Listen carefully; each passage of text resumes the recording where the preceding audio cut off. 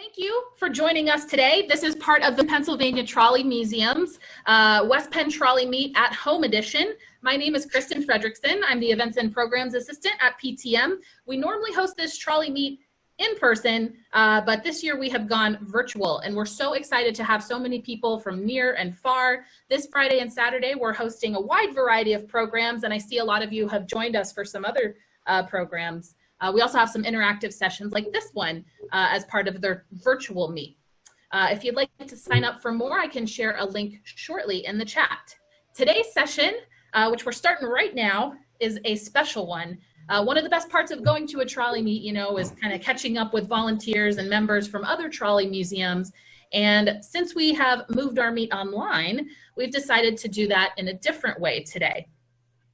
We're so thrilled that representatives from 14 museums have, across the region, have decided to gather here on Zoom to give us a brief introduction, a little virtual visit, if you will, some updates and what they've been working on and what they're looking forward to coming up. So we hope you see some familiar faces from around the Trolley Museum community. And since we do have 14 museums participating, in order to kind of keep things moving along, we will be using our chat box today to ask questions and say hello. So all of us from each museum will be taking a look at the chat box and sharing some helpful links after we present. At the very end, we'll have a group question and answer session, and that'll also be from the chat box. And Scott, take it away. Okay, thank you.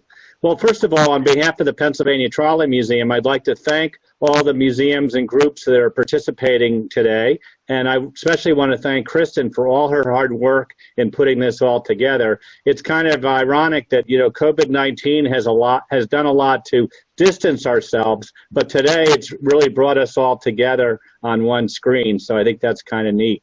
And this is all part of our distance learning program that we launched earlier this year. We have a number of online trolleyology programs that we're doing. We just finished one series. We're going to be coming up with some more, so I do invite you to watch them. So I'm going to share the screen now and bring up our program. All right, thank you, Kristen. So our museum is 66 years old this year. We're in southwestern Pennsylvania near the Ohio-West Virginia border.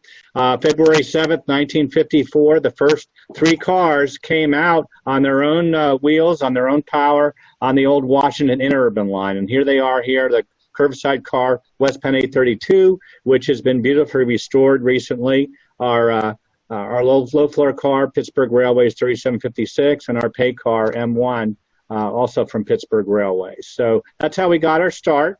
We opened to the public in 1963, and here we are on opening day. We had 1 car house. We had a small generator building where we made our electricity. Since then, we've grown. We actually have grown to 2 sites. Our original car house was on our west campus. This is our east campus, and that has grown to 33 acres. This is the Trolley Display Building, which is our largest building. It's 28,000 square feet. It has over 30 trolleys inside. In this shot, you see our beautifully restored Rio open car.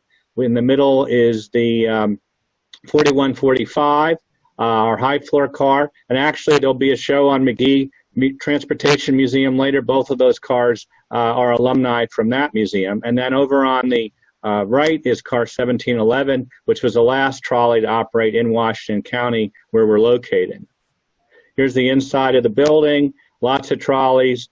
You can see the nice thing about this building is that these cars are not going to get any worse. They're actually going to be preserved for future generations. We did recently upgrade this building with LED lighting, so it really gives a nice view for all the cars.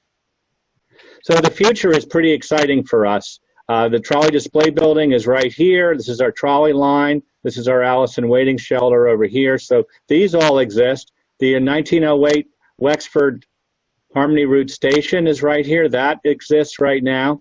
The future, though, is building Trolley Street, which is a 2-track brick street. We're going to build a 21,000 square foot welcome and education center, a new parking lot. We have a new entrance, and that will be our new front door. So we'll be moving from the West Campus to the East Campus for the visitor experience.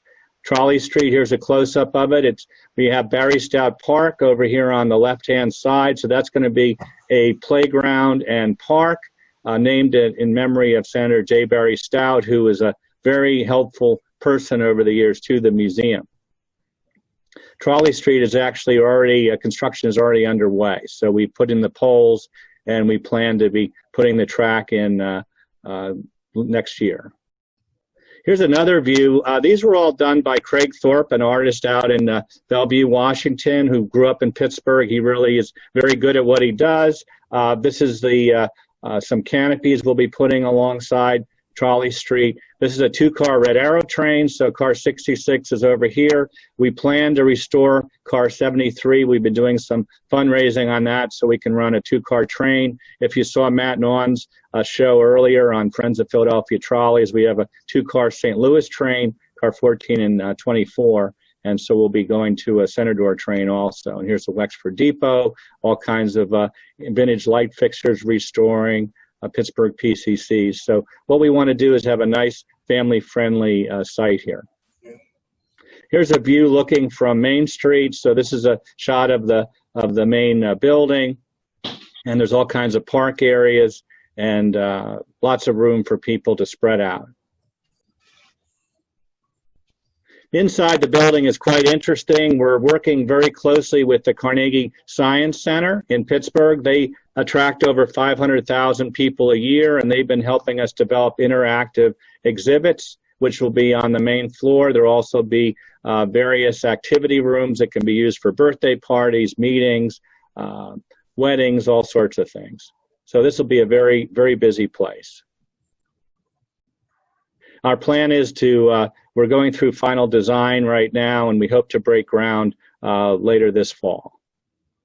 So another big project we've done is we've totally rebuilt the fairgrounds platform. The museum actually has a 2-mile line end to end. We run from a large parking lot down at Eaton Corporation, and we run up to a Washington County Fair. And during the fair, when it's allowed to operate, unfortunately it's not running this year, we carry over 5,000 to 6,000 to 7,000 people in 1 week. And here's the platform. It was opened last August and really came out very nice. We worked with Washington County. They were able to get a Pennsylvania DOT intermodal grant and county money to help build this platform, rebuild the track, new signals, lots of things. So it was a combination of contractors and our dedicated volunteers. So the next step is to put in a platform canopy. This is an artist's rendering of that. The platform canopies have authentic parts. These are canopy supports down at the Pittsburgh and Lake Erie station in Pittsburgh. A few years ago, they were doing some house cleaning, and these were laying at the lower station of the Duquesne Incline. These are the old canopy supports. They had removed them when they did some redevelopment there, and they were going to scrap them, and they offered them to us. So we took them. We have 9 of them all together. And 3 of them have been installed on the fairgrounds platform. We have just gotten the building materials, and our volunteers are going to put in the roof structure on that. So that'll be a nice area for people to stay out of the weather and wait for the trolley. Volunteers are a key part of our museum. This is Dave George, one of our volunteer operators. We also give guided tours. And we have lots of volunteers that work in the restoration shop. This is Laura Wells and her father, Bruce Wells, and they work in the restoration shop, and Laura's also our vice president. So we have lots of volunteers that help out, about 130 a year, 130 people, and they donate up to about 30,000 hours. So they really help the museum to grow. So I do hope you will come out and visit us. Our motto is, it's more than a ride, it's an experience. This is a lineup of some of our cars for our 50th anniversary of our opening a few years ago. And we do hope that you'll come out and visit us, and also to support us. If you'd like to donate to the Trolley Museum, just visit patrolley.org/support, and that will help to support our programs such as the one you're watching today. Thank you very much. Awesome. Thank you so much, Scott. First of all, if you have any questions for Scott, please type them into the chat, and Scott will be able to answer those there. And now we are going to hear from Gloria from the Northern Ohio Railway Museum. All right, Gloria. Hello. Hi, I'm Gloria McIntyre. I serve as the Vice President on the Northern Ohio Railroad Museum Board. I'm the Education Director. I'm also a docent, and I seem to do most of the public displays, but this is my very first virtual public display. We're located in Seville at the intersections of Interstate 71 and 76. We're 45 miles southwest of Cleveland and 30 miles west of Akron. This is an overview of our property. This is our restoration barn where our operable cars and those almost operable are housed. This is our restoration barn, or I'm sorry, our restoration barn where those that aren't quite restored yet get a place to be. This is our motor pool barn, and it has an extra thing behind it, which I'll share with you in a minute. These are two of the posters that are in our museum. Our motto is preserving the past and building for the future. And the poster on the right are all the things that we do, and these are located throughout the museum as they take their tour. This is the inside of 1225. She was built in 1914. She's a Cleveland streetcar, and it's where we do our volunteer orientation. It's where I teach Operation Lifesaver, the Boy Scout badge, and during tour days, the TV screen has videos of old Cleveland streetcars running, which people kind of enjoy and always point out that's where Grandma lived. Out the windows to the left is what was 1217. She's renumbered 024. You'll see her a little later outside doing her work. This is an overview. Many things have happened to us, positive things. We began giving trolley rides in 2017 using a gas generator that powered power into the line and then onto the trolley of the car. And in 2018, we acquired 15 extra acres of property that abuts our property. A great deal of our property was the original right-of-way to the Cleveland, Southwestern, and Columbus Railway on its way to Chippewa Lake.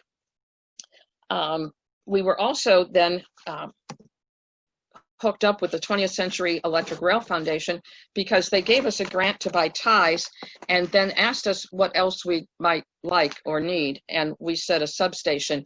So they helped fund our substation. This is 1212 now, not 1225. Waltz, with his back to you, our president, there are two men who are the benefactors of 20th Century Electric Rail Foundation who came to visit us, and the substation has a bit of history. On the floor in the substation is a sewer tile for the Northern Ohio Power and Light, which is also the Northern Ohio Traction Company in Akron. And then everything went into a big flurry. This took over a year, but we got a substation. We got some of the components from old Trolleyville, USA. We bought more equipment. We had multiple inspectors. The power company from the local city came. This took a long time. But on September 18th, Walt threw the switch, and for the first time, the cars actually ran under real power. She's not being pushed. She's not being pulled. And then in August of 2019, we no longer had any debt. And this is Walt holding the mortgage to our last debt with one of our board members, Mark Adamczyk, lighting it on fire. And we've obviously late 2019 and early 2020 brought winter, but also brought the COVID. So all of our outside activity stopped. But the guys, until COVID hit, worked inside. These are all volunteers. These are putting the wooden boards into the Bennett barn to electrify the Bennett barn to hook it up to the power that was out on the track. Of course, our hope was to reopen in May, but that didn't happen. We knew that welcoming the public was going to be a problem, and we were more worried about the safety of our volunteers and our visitors, so the board voted to not open at all in 2020. And there's 024 doing her work. Of course, this is a financial burden to us. It represents a significant portion of our budget to have ticket sales and store merchandise and obviously ride tickets. So we ask the public to please support us during these challenging times. Support us by becoming a member, donating, making an online purchase at the store, We are a 501(c), and of course, there's the $300 deductible from the CARES Act that this Congress passed. One day this pandemic will be over. We will welcome visitors back, and we are optimistic that that will be in 2021. The museum wishes that you stay safe and healthy through this crisis. We are all in this together. Thank you so much, Gloria. I am thrilled to see what the future looks like for Northern Ohio. Looks like you guys are doing lots of exciting things, and I can't wait to come visit in 2021. Thank you.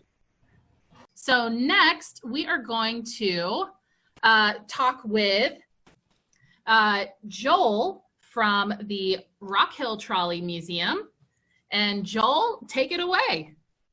Hi, everybody. My name's Joel Salomon. I'm from the Rockhill Trolley Museum, and we're in Rockhill Furnace, Pennsylvania, and we've been there since 1960 when our first car arrived. And we're right next to the East Broad Top Railroad, which was just recently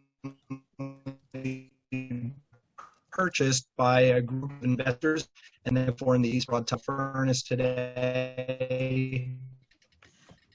And so they are actually operating a train in August, which I believe is going to be sold out. So, but hopefully next year they'll be operating with steam. So the Trolley Museum started in 1960. We have 23 actual electric trolley cars, and all of our equipment is stored inside 3 buildings, 2 major car barns, and our restoration shop.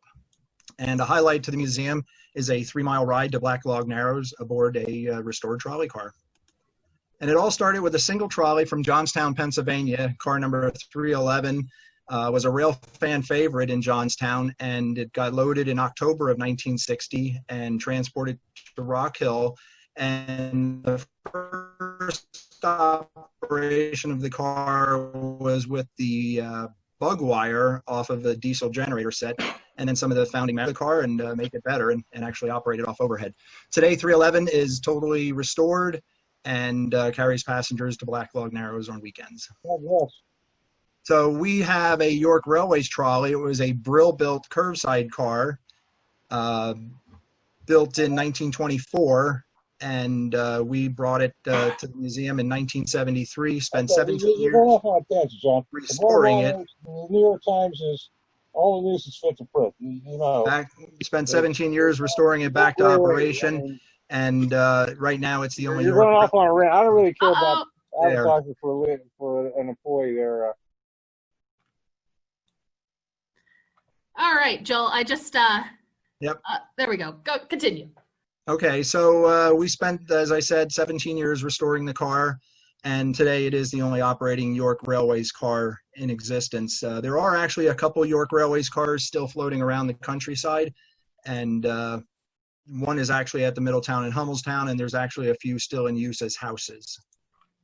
And as Matt and On presented earlier this morning, the Friends of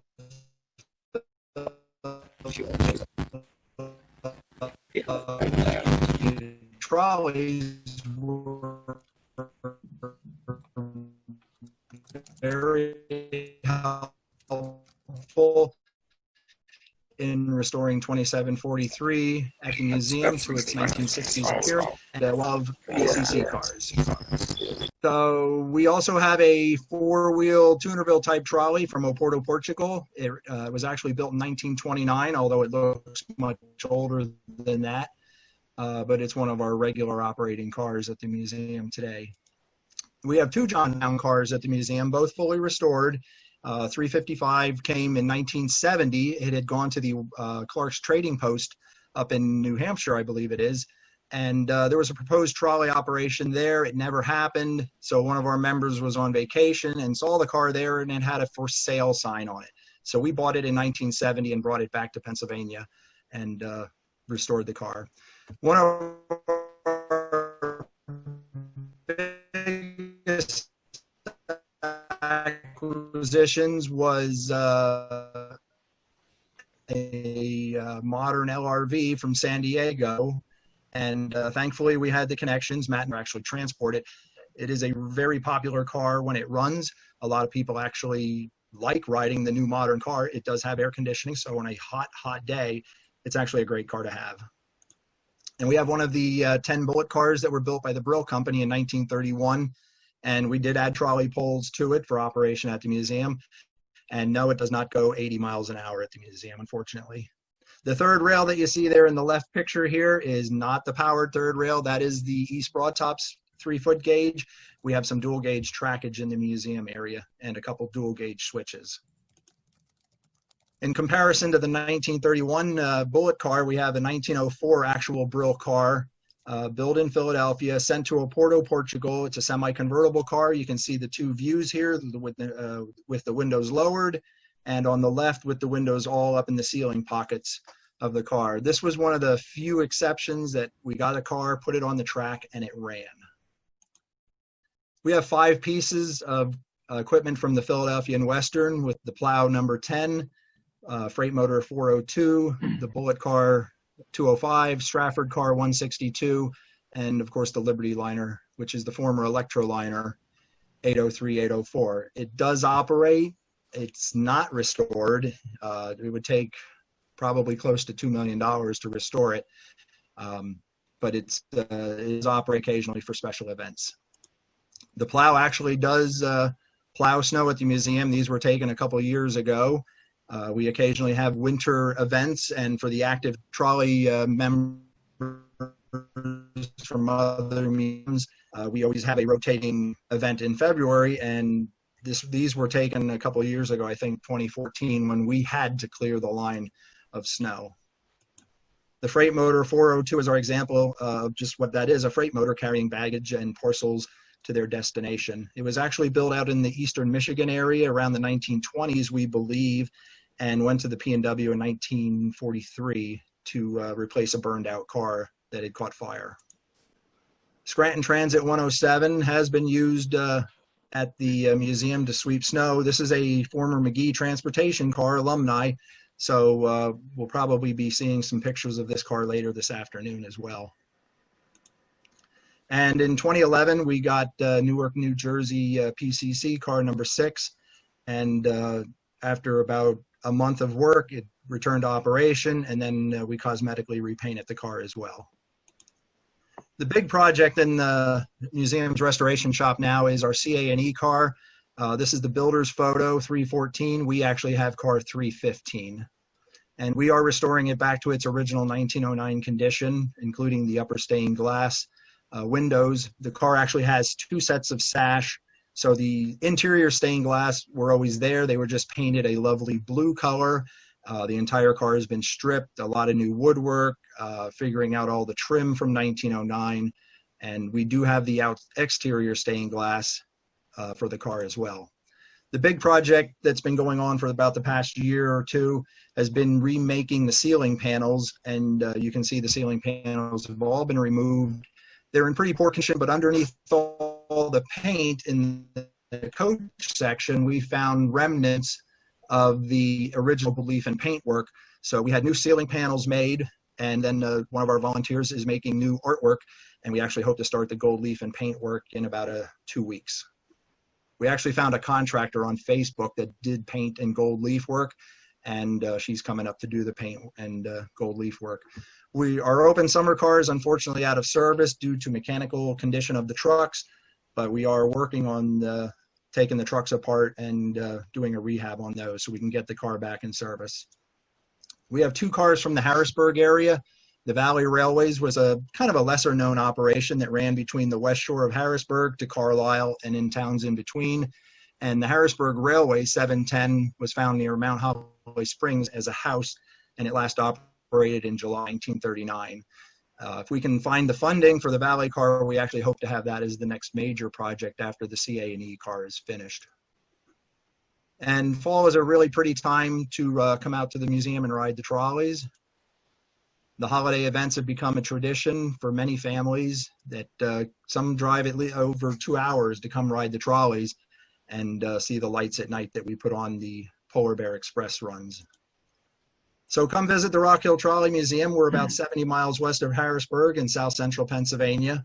We have a variety of cars that we have in operation at the museum, and we look forward to seeing you. And that's it. Thank you so much, Joel. All right, so next we will have we'll see some from the Electric City Trolley Museum. So let me go ahead and spotlight Matt Non here. And Matt will be telling us a little more about several museums, actually. All right. All right. Hello again, Kristen. Hello, everyone. Matt Non. Putting on a different hat now, sort of helping out Electric City Trolley Museum Association. They needed a quick presenter for this event so they could participate, and I agreed to help them. So I will do everything I can. There may be some questions you have for Electric City that are best answered. You know, I may need to refer that back to someone, but I'll do what I can. If you bear with me, I will bring that presentation up right now. So, all right, hopefully everybody can see my screen. I'll put it on slideshow. Bear with me again, it's loading up, I believe. There we go. All right, hopefully everybody can see my screen. Thank you, Kristen. Thank you, everyone. So the Electric City Trolley Museum, it's located in Scranton, Pennsylvania, located adjacent to the Steamtown National Historic Site, which enables it to present opportunities for visitors and photographers to see things like an operating steam locomotive on a former railroad main line next to a former interurban trolley line. The Electric City Museum has developed a very nice visitor center. The visitor center is adjacent to the Steamtown parking lot, again in Scranton.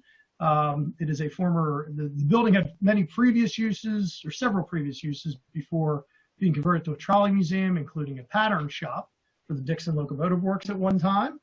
You can see the museum building itself has some interesting and interactive displays, including a cutaway of former Reading Transit Company Car 506, as well as other cars on display. The car on your left has been beautifully restored by Electric City members, particularly led by Mr. Ron Walker.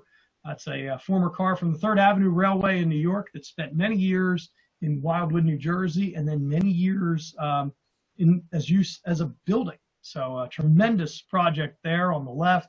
As well as on the right, that car is from Wilmington, Delaware. It's the only complete car left from Wilmington, Delaware. It was used for many years as a rail grinder in the subway in Philadelphia. The Electric City Trolley Museum offers a very scenic ride over the former Laurel Line, or Lackawanna, Wyoming Valley interurban line, including a ride through the longest interurban tunnel ever constructed, over 4,000 feet. As you can see, car 80 here, originally from Philadelphia, is coming out of the tunnel, taking passengers out. The line runs from the visitor center, again, next to the Steamtown parking lot, to the Montage Mountain. And the highlight through Roaring Brook here and the tunnel are really nice parts of the line and really something unique that the museum can provide. So let's talk about a couple projects briefly at the Electric City Trolley Museum. Car 5205, this was originally from Philadelphia. It's made tremendous progress in recent years. It's been a long-term project. But the museum is making substantial progress on getting this car closer to restoration. And with a little help from some friends at the time. What do I mean by that? This project was helped along in some ways through a photo charter, which Electric City and the Friends of Philadelphia Trolleys co-sponsored in April of 2018. There was a schedule to do this again being a fundraiser for 5205 this spring. COVID-19 unfortunately changed that plan. However, the Friends of Philadelphia Trolleys and Electric City Trolley Museum Association plan to host this charter at a future date, and again, with proceeds going to support car 5205. This was a photo taken from that charter. As I mentioned, the tunnel was really a nice scenic highlight of the ride. This is car 64, formerly from the Philadelphia and Western Railway, again, posed during that photo charter in 2018. Project 505, the Electric City Trolley Museum Association, has a dedicated group, which is part of a subset, if you want to say, of the museum, focused on restoring this car from Scranton, Pennsylvania. They started with something a lot less than the photo on the left. This car will be mentioned as part of the McGee presentation. It was unfortunately largely disassembled, although much of the interior was saved, thankfully, so it could be reconstructed one day. But the car body itself then later sat outside for many years, prior to going to Electric City. You see the photo on the right, some of the progress being made, which I'll talk a little more about here in the next moment or two. So the photo on the left shows you the structure of car 505 when it arrived in northeastern Pennsylvania. Unfortunately, the years of outdoor storage had collapsed some of the car's structure, including that large, it looks like a beam on the left side of the photo called the truck bolster, one of which collapsed previously, one of which collapsed on site. So it became a substantial, if you will say really a tremendous project to even restore this car structurally so that essentially the parts that were salvaged could be built around it. You can see there some of the early work on the right on the car. And this shows more of the progress. The car has been moved to the Sturbridge Railroad in Honesdale, Pennsylvania, which is really making some excellent progress on this. You can see on the left some of the new steel structure, which was essentially replicated off of the old, which was used as a pattern, including new steel sides for the car. Again, this is a long-term capital project, but it's made some tremendous work. And again, it has a dedicated group of fundraisers and people who try to spread the word about this project and try to bring this closer to fruition. This project was also helped when an identical car from the Queensboro Bridge Railway was dismantled, unfortunately, for parts. The fortunate thing was it enabled the car 505 to get a better shot at coming back together. And a highlight of something coming soon to Electric City Trolley Museum is former Philadelphia snow sweeper C-127. That's the car on the left. The car on the right is actually C-145 at Baltimore Streetcar Museum. You may have heard about in the presentation this morning. You'll hear a little more about this afternoon. But it gives an idea of some of the potential, what could be done with C-127. C-127 has been stored for Electric City Trolley Museum at the Baltimore Streetcar Museum for the past several years. A set of trucks or wheel sets have been provided for the car so that it can go on the track at Electric City. Electric City's track gauge is standard gauge, the same as a railroad, if you want to say a Class 1 railroad. But the cars from Philadelphia are a wider gauge. Baltimore Streetcar Museum, with assistance from Electric City's own volunteers who makes the trip to Baltimore, are going to put this car on the trucks that will enable it to roll off in Scranton and then be restored as a display. Something interesting for the real hardcore trolley fans, you're seeing one snow sweeper on the left tow another one, not a common occurrence. And this shows C-127 as it was being prepared to be lifted in Baltimore. That work still needs to be completed. And I have a shot of the end of the car. While somewhat deteriorated, this car is in solid condition and can be and will be restored to make an excellent display piece in the future. I have a couple links which I will also post in the chat. The museum website, as you see here, ectma.org. We talked a lot about the 505 project.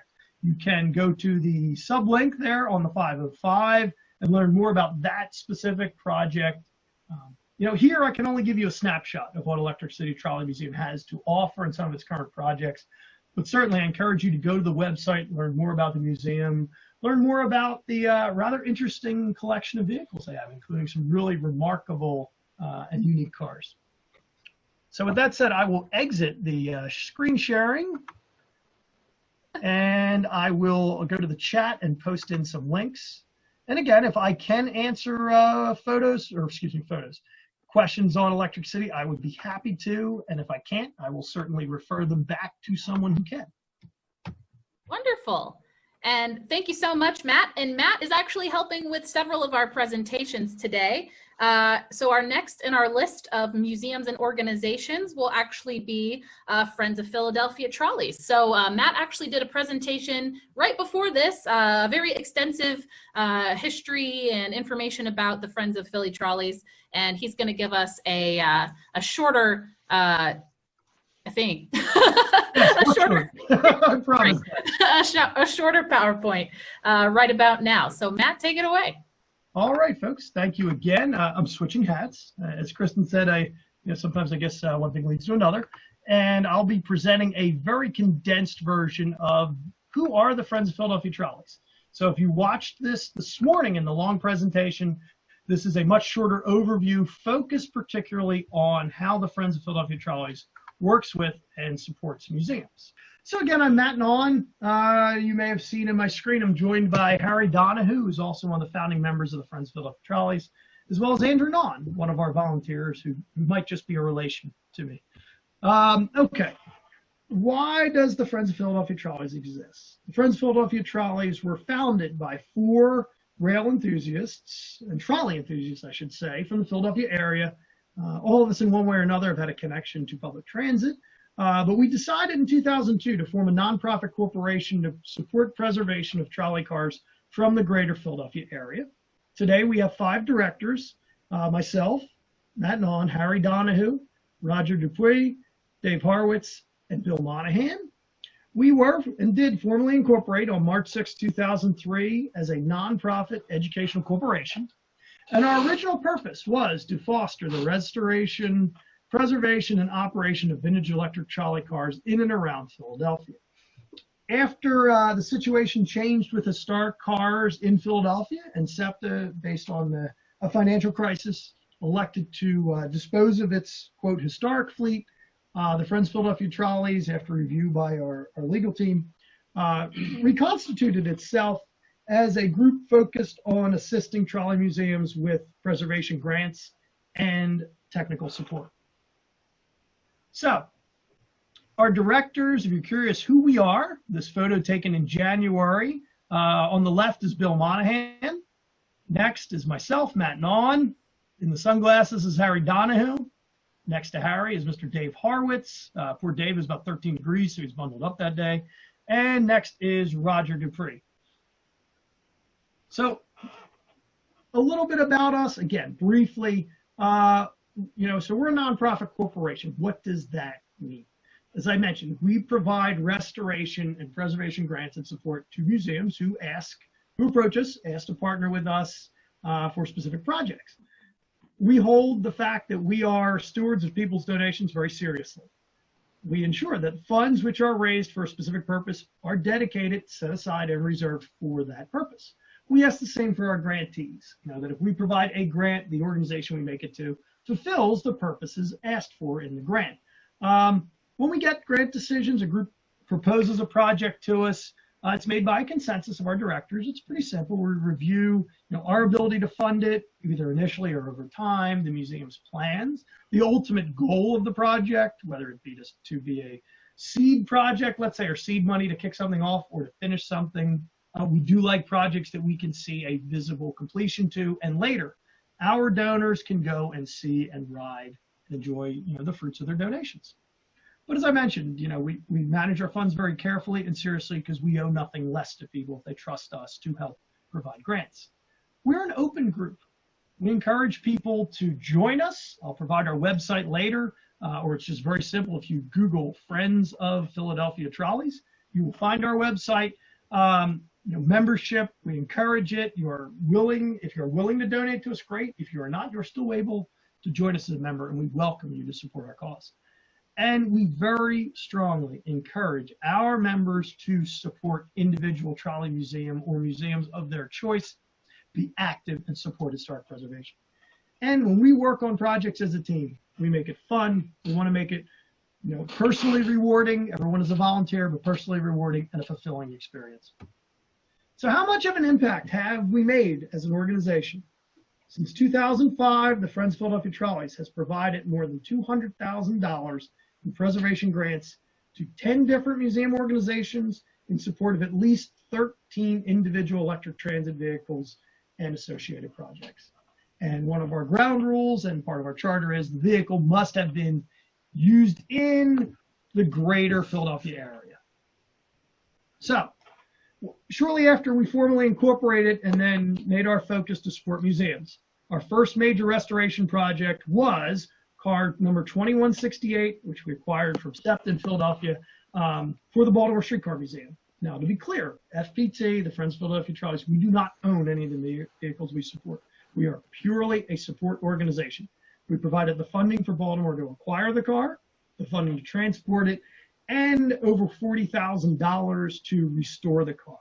The photo on the left shows it just when restoration was starting. The photo on the right shows it as the restoration was near completion. After the 2168, we did a similar project. In fact, this was even deeper in scope because we did the car interior as well. Plus, there was significantly more car body deterioration. This is car number 2743 at the Rockhill Trolley Museum. You can see a photo on the left as to what the car looked like when we got involved to help the museum. It looks good, but underneath that paint was a tremendous amount of deterioration. Another over $40,000 project.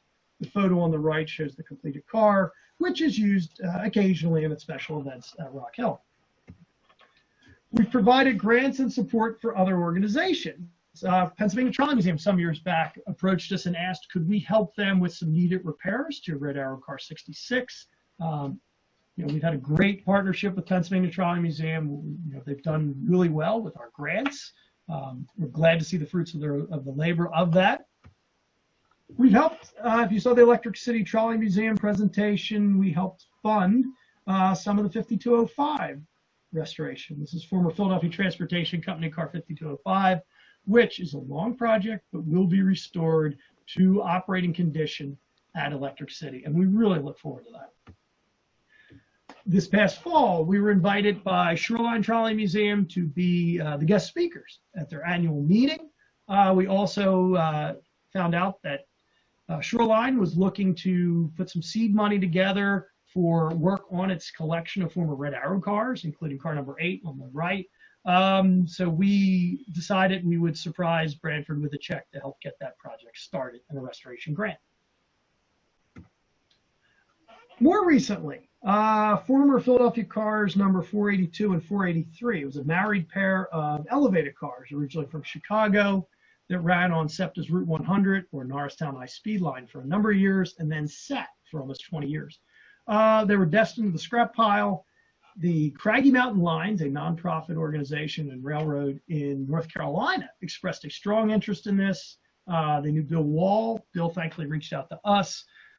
We provided the logistics to get the approval and the transfer through SEPTA. They partnered with us on this. We've had a great relationship with SEPTA in Philadelphia. We helped coordinate the transportation, the trip to North Carolina, and then some initial funding, which you can see here. The new owner has already put to good use. And they're proceeding. This isn't just a job to paint the end. They're proceeding down to restore the exterior of the car, and they are preserving it in its Philadelphia colors. We also sponsor with several museums what's called a $20 day event. We do this every November, first Saturday in November, if the COVID-19 will cooperate, at the Baltimore Streetcar Museum. For a $20 fee, museum guests are invited to come and get a chance to operate at least one car that is available for guests. And we also try to partner with museums to see that cars which don't often come out make a trip out, because we get a lot of photographers who really enjoy this event. It all goes to a great cause. The funds raised go to a Philadelphia car at the corresponding museum. We expanded that this past May to National Capital Trolley Museum. They were great hosts. We had an absolutely fabulous day, and the proceeds went to seed money for restoring car 85. You see a 1960s photo on the left and a current day photo on the right. Although deteriorated, car 85 has great potential to be a long-term project. We had scheduled another $20 day in June at National Capital. Unfortunately, COVID-19 has canceled that, but we look forward to coordinating that at a future date. Finally, a couple of our most recent projects and grants we are assisting museums with. The first, here with Pennsylvania Trolley Museum, car 8042 from Philadelphia. We provided an initial series of grants up to $9,000. We are proceeding with raising additional funds to help complete this project.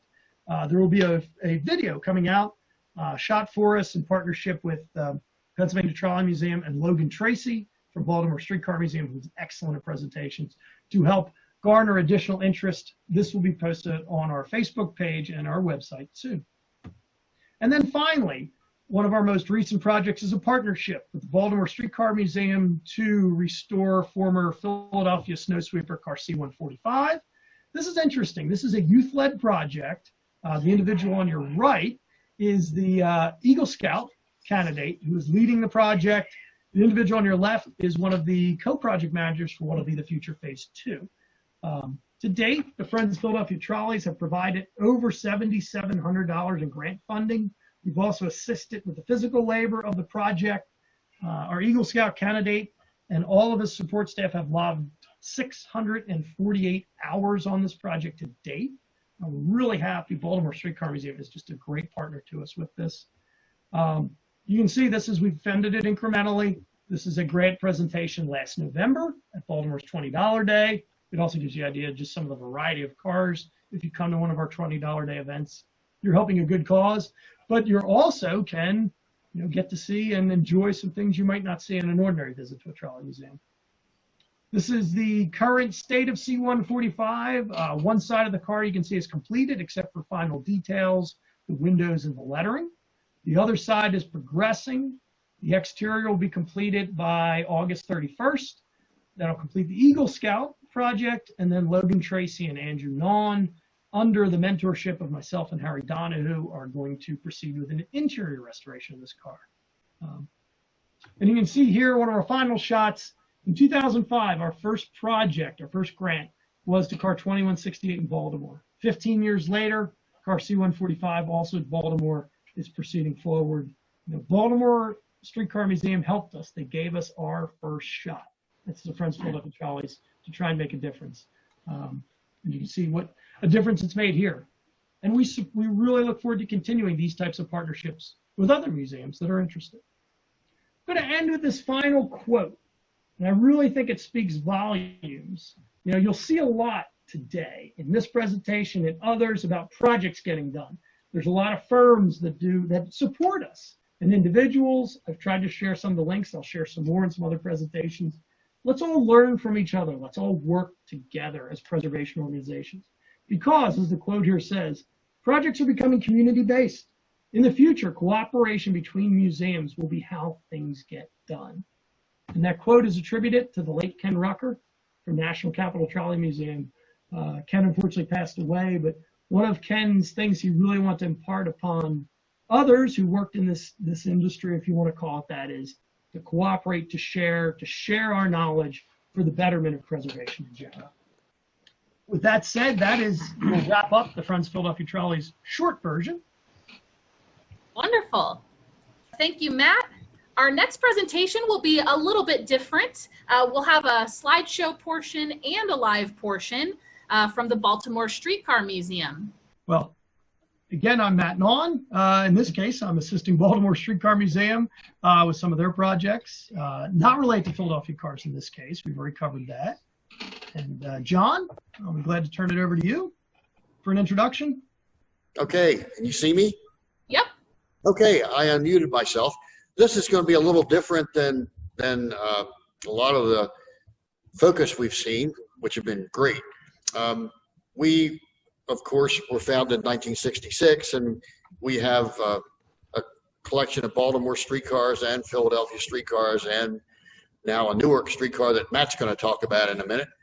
But we have recently embarked on a big project to revitalize our display area in the visitor center, which has been kind of stagnant for 30 years, with basically pictures of Baltimore neighborhoods around the walls of the visitor center. As a result of 3 different grants, 2 from the Baltimore National Heritage Area and 1 from the Maryland Historical Trust, we have spent well over $100,000 on what we are calling reimagining the displays. And what I'm going to do is take you on a virtual tour of the displays which are currently under construction. As of last night at 5:30, we were here with the contractors. These are way beyond the ability of anybody in the Streetcar Museum here. We do a great job of restoring and operating streetcars to pat ourselves on the back, but we don't do a very good job of interactive educational displays like some other museums do. So without further ado, and Kristen, holler out if my camera angle, we tried this the other day, and my camera angle wasn't as good as it should have been to show you what I was trying to show you.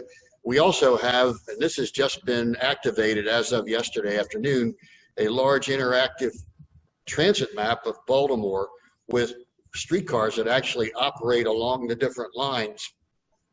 And we have photographs at what happened at the ends of the lines. Unfortunately, they're not coordinated with the line numbers, but you'll get the idea because I plan on showing you one or two of them. So I'm going to walk into the visitor center now in the auditorium. Excuse the walk.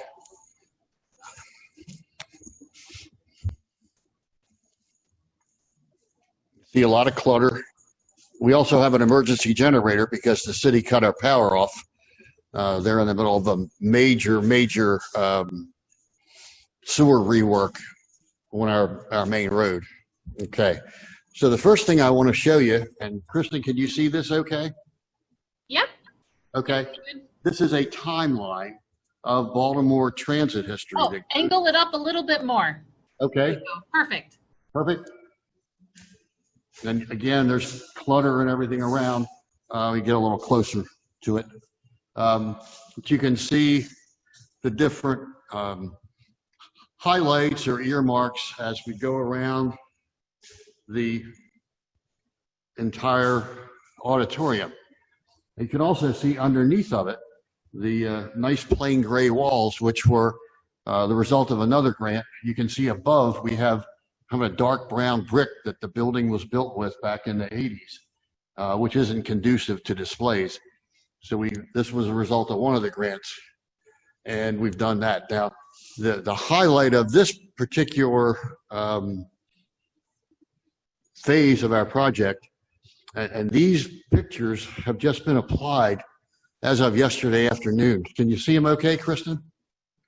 Yep, we can see it says a tough job.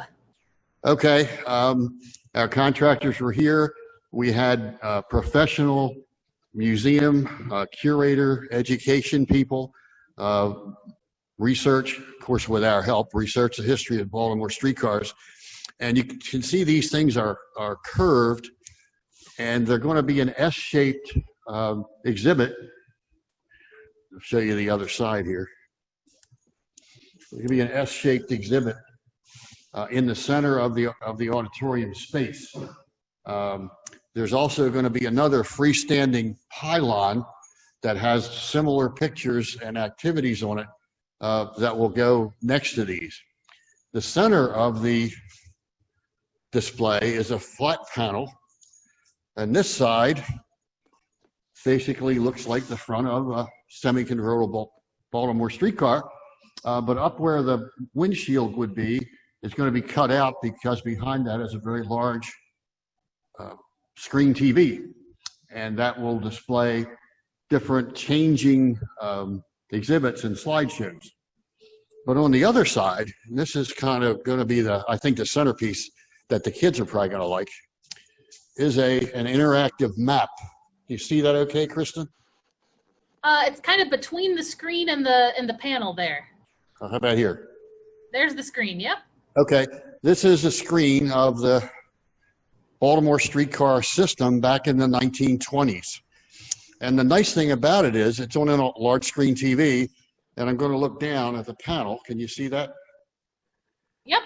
Okay, and the idea is you press a button on the panel, and a streetcar, I don't know if you can see that, will go up York Road to Towson, and there'll be some pictures of the end of the line. There's also going to be sound effects, clanging streetcar bells and whatever that go along with it. So the kids will be able to learn about Baltimore history. The problem is that we just actually installed this yesterday afternoon late, and the lines are not coordinated and the sounds are not up. But I wanted to be able to give you an idea of what it was all about. But this is a project that I've had in mind for quite a few years. And phase 2 is going to be to fill the gray area with other exhibits around the auditorium. So I entertain any questions in your chat, but I think that'll give us our walkthrough. Is that okay? Wonderful. Okay. Thank you so much, John. John and I are doing this as a tag team here from Baltimore. So this presentation is specific to Baltimore and part of the Baltimore presentation. What we're going to talk about today is one of 4 ongoing projects, restoration projects at the Baltimore Streetcar Museum. The 4 projects are the C-145, PRT Snow Sweeper C-145 project, which if you caught the tail end of the Friends Philadelphia Trolleys, we covered that, since it is a Friends Philadelphia Trolley sponsored project. Also at Baltimore Streetcar Museum is a beautiful restoration of Open Car 1164, which is making excellent progress.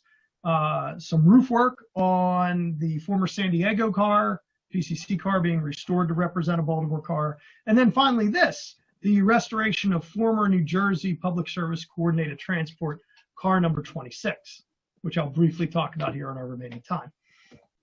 So this is car number 26. It was one of the remaining 24 cars which were on the property when Newark, New Jersey gave up PCC car service in 2001. This particular photo is taken about 1975, and it essentially shows what will be the restored appearance of car number 26, minus, for those that really are into the details, minus the windshield guard, which came later than the area we're restoring the car to look like, and the car will have the golden glow headlight. Car 26, when restored, will resemble its appearance about 1964.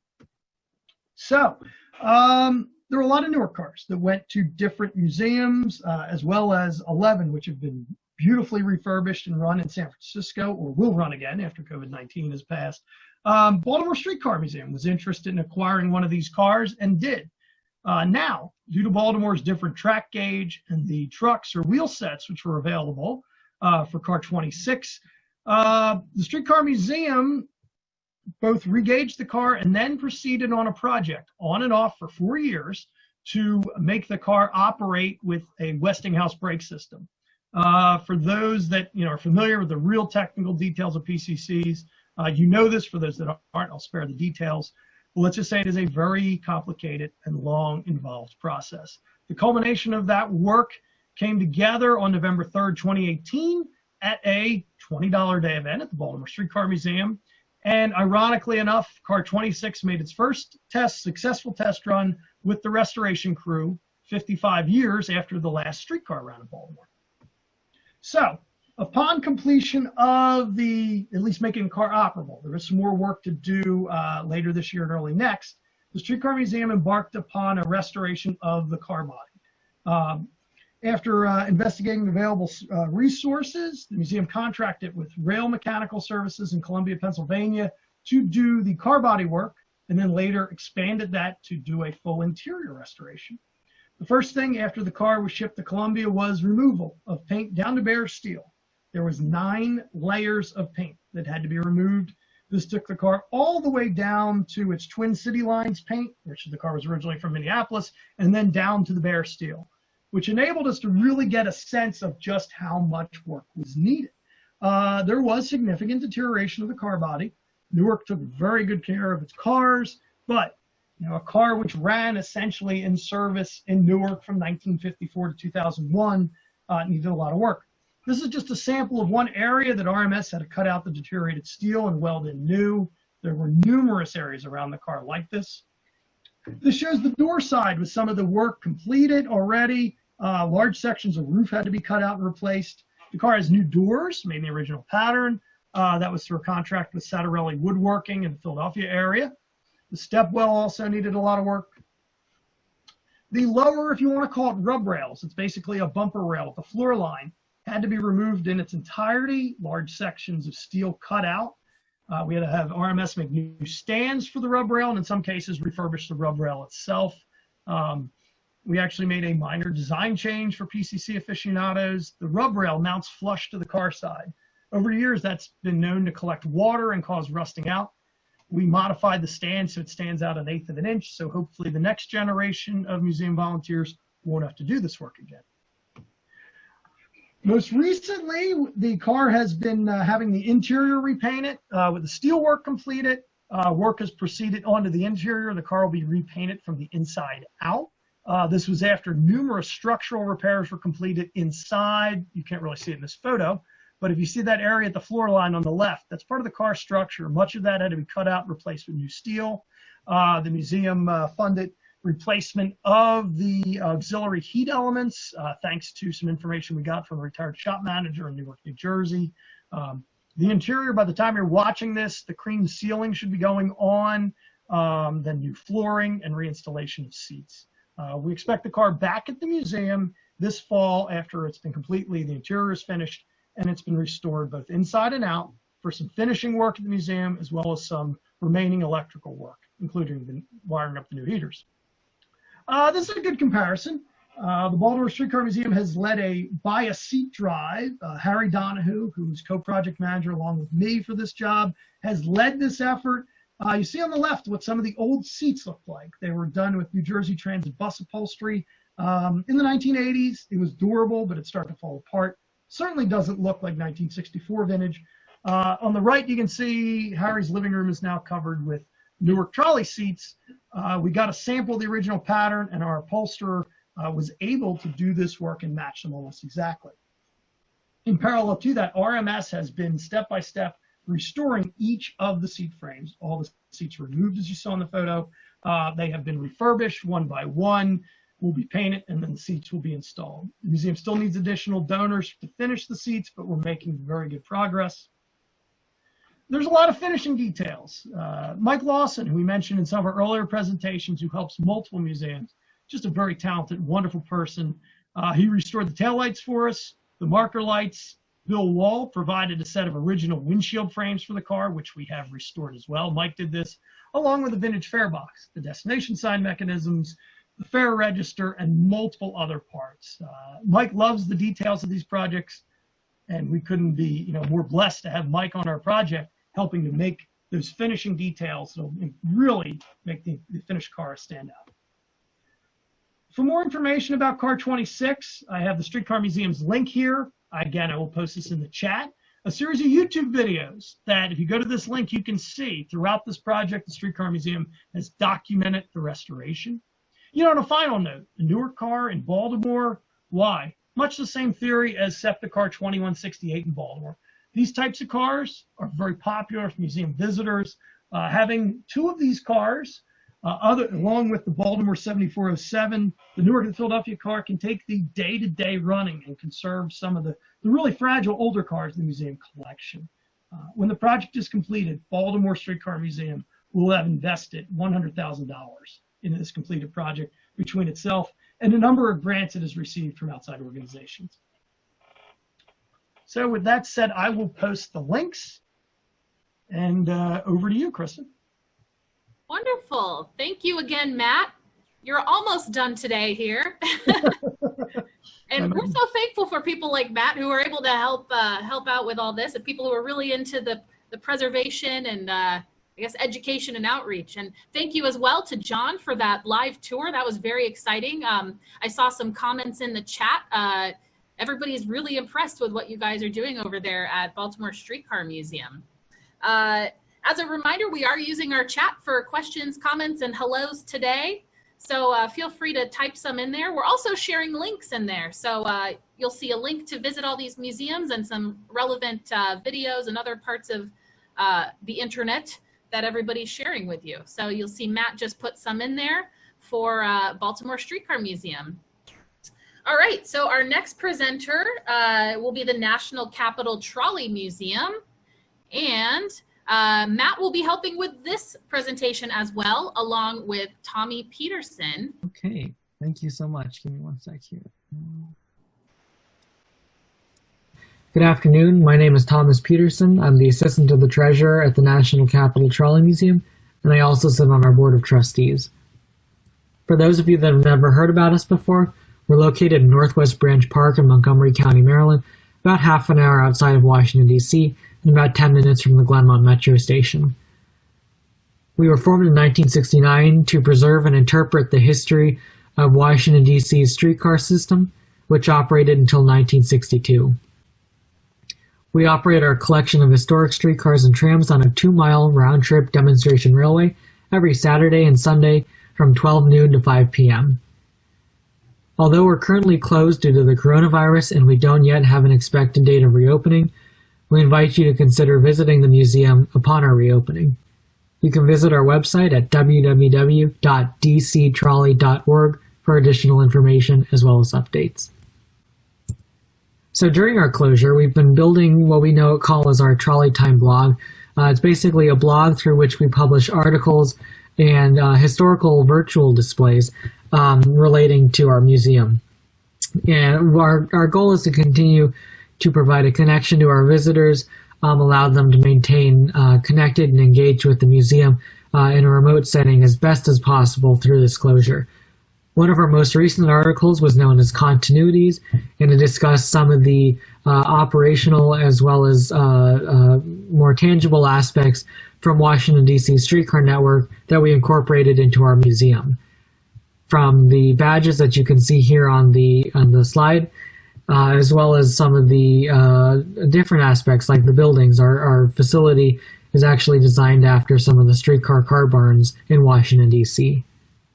Next, we're going to have Wesley Paulson, NCTM Treasurer, discuss how we've continued operating following the death of our director, Ken Rucker, in March of 2019. Hello, I'm Wesley Paulson, Treasurer at National Capital Trolley Museum, and I wanted to bring you an update on what we have been doing since Ken Rucker died in March of 2019. Like any longtime member, Ken left his impact both prior to his death in his many years of service and following his death as we sought to reorganize the museum and in many ways continue his legacy of preserving electric railway history for the nation's capital. Immediately after Ken's death, we were able to elect Wes Cox, a retired Air Force colonel, as president of the Board of Trustees. Wes Cox brings years of experience, first at Ohio Railway Museum during its heyday in the late 60s and early 1970s, later at Orange Empire Railway Museum, and for about the last 15 to 20 years at National Capital Trolley Museum. Wes has kept us organized and kept things moving. Another of our board members has stepped up to assist with grants, applications, and Karen Lipson, our educator, has stepped in and has made sure that our education program continues. We have also embarked on a strategic planning initiative that has been stalled due to the COVID virus impact. But at some point in the near future, we will also work with the Maryland Association of Nonprofits on a strategic plan. I like to look at it as National Capital Trolley Museum 3.0, where 1.0 was the initial operation of the museum on our old campus, and 2.0 was our move to the new campus in 2009. And 3.0 will take us on into the future, building on Ken's legacy and relying on the consultants at the Maryland Association of Nonprofits to help guide our thinking for the future. Things have gone well for us, and COVID threw us a curve, and we are optimistic that once things reopen, we will continue to serve the Washington area and rail fans across the nation, as we have successfully since 1969. Now we're going to have Matt Nahn, an NCTM member, talk a little bit about his involvement with the rebuilding of our Toronto PCC 4603's trucks. Okay, go ahead, Matt. Again, I'm Matt Nahn. Last time you have to hear me talk today, I believe. So, but my involvement here has been with assisting National Capital with the overhaul of the trucks from former Toronto Transportation Commission Car 4603. You can see in this photo that the trucks, if you look at the photo, the wheel sets, there are several bolts missing. These wheel sets, while the car was in very good condition from Toronto, the wheel sets and trucks were not. They were from Cleveland. They worked, but were badly deteriorated. So National Capital has embarked upon a restoration project with Lyons Industries in Evansburg, Pennsylvania, and I'll briefly show a few photos of the results of that ongoing project. Tommy, if you could advance the slide. All right. You saw the photo previously of what the trucks looked like when they came out from the car. This is the a good in-progress photo. A couple things to point out here. You'll see the truck frame has been stripped to date, all cracks. There were a number of cracks in the frame, nothing if you want to say, causing structural jeopardy, but enough things that need to be worked on. That has been done on the first truck. The wheels and the wheel hubs have been pulled to examine the mechanical seals. Lyons Industries is making new 2 mechanical seals for the bearing housings to prevent oil loss and also due to just deterioration. Next slide. You saw in that photo the wheels or areas that were circled. These were the existing wheel bolts. You can see they were stripped, deteriorated.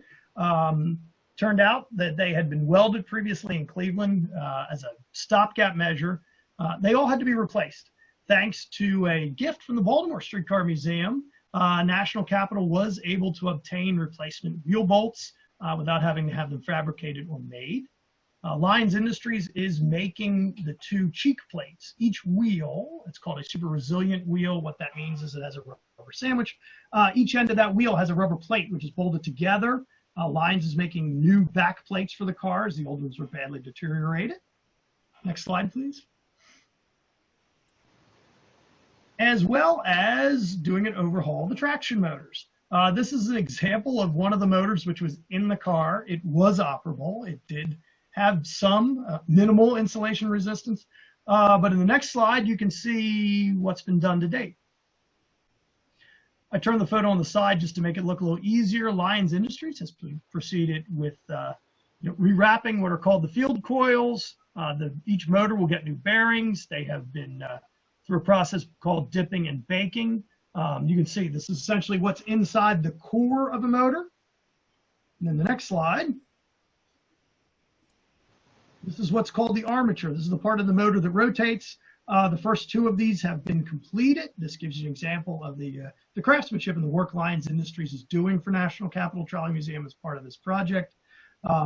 They've also rebuilt the electric brake actuators and are making good progress through the first truck, which then will proceed to the second one in identical fashion. Long term, this will assist National Capital with having a car with which they would not have to worry about the condition of the trucks or wheel sets. The 2 Toronto cars have often served as the day-to-day operating cars of the museum. This will ensure they can remain as such into the long-term future. Thanks, Tommy. All right, thank you so much, Matt. We want to say thank you to Matt as well for all of his effort on this project for us, so thank you. Sure. So although we don't currently have a projected date of reopening as of now, we have established our procedures and regulations for our reopening following the coronavirus as well as with the coronavirus. For those of you that are interested, we welcome you to go to our website at tinyurl.com/COVID-19 NCTM for additional information. That's all we have for you today. Thank you very much for listening. We look forward to seeing you upon our reopening after the coronavirus. Please stay safe, and we welcome you to follow us on our Facebook page at DC Trolley for additional updates and information. Thank you. All right, thank you so much. Wonderful. Thank you, National Capital Trolley Museum. And if you have any questions for them, please set them in the chat there. It looks like you might have a potential visitor if you do happen to reopen this year, but I'm sure Mark will come visit at some point in the future. All right, and next up we have joining us the New York Transit Museum, represented by Regina Asborno. Regina, take it away. Hi, I'm Regina Asborno. I'm with the New York Transit Museum. Thanks for inviting us today.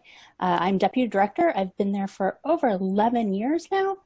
And if you've been to the Transit Museum and you feel like it, in the bottom, as I share my screen, in the bottom there's reactions. You can give me a thumbs up in the window and then I can see who's been there. Then you know that we are located in downtown Brooklyn in a 1936 subway station, which is an I&D station that's connected to the rest of New York City Transit. The Transit Museum is a part of a public-private partnership. So we are part of the MTA. We're a self-supporting division of the MTA. We got to make all of our own money to pay for our programs and salaries and everything else. But we obviously get a lot of in-kind support from the MTA, especially when it comes to the maintenance of our cars. I have tremendous colleagues in New York City Transit who take care of our vintage fleet of both buses and subways. oops, went too far. Besides our home in downtown Brooklyn, we also have a gallery and store in Grand Central Terminal. This is a recent exhibit that took place. And so half of it is exhibit space in Grand Central, and the other half is our a store. As I said, we got to make our own money, and that is kind of how we keep things running. We also opened recently a store in downtown in Lower Manhattan that's in the 2 Broadway, which is the New York City Transit headquarter building. So what I'm going to do now is I'm going to switch over to, oops, one too far. I'm going to share a different screen and kind of take you on a little bit of a virtual tour. One of the things that we have been lucky to do a couple years ago, so it's a little bit outdated, is have this virtual tour available to us. So we did it in Google, and you can kind of take a tour of our train cars online. This is a 1904 gate car. It's one of the oldest ones in our collection. And what's cool about this is that you can kind of take a virtual tour while we are closed to the public. We've been using this in school programs. Like all of you, the museum closed in March, and we had a whole sold out slate of school programs and field trips that were supposed to be happening, and they were all canceled. And so we have kind of shifted our everything online. So this is a virtual tour. If you guys want to take a look, I will include a link in the chat a little bit later. Someone just asked how old this car is. We have 3 of them, and they date between 1904 and 1907. These were elevated cars. They didn't actually go underground. They were on above ground on the elevated lines, most of which have been replaced, but not all of them, in Manhattan and Brooklyn.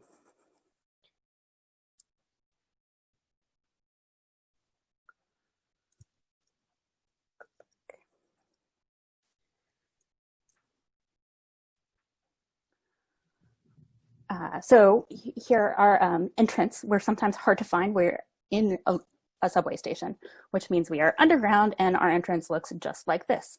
It looks like another subway entrance. We get people that come in and are asking what train leaves from here. And our guard or whoever's up front will nicely tell them that trains haven't left this station since 1946, or at least not on a regular basis. And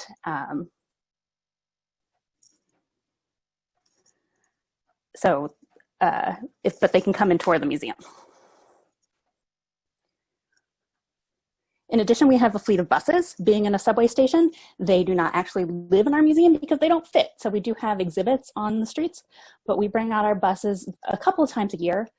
We have one big bus festival that happens, as well as we've brought them out to Governor's Island and to various parks and parades and celebrations throughout the city.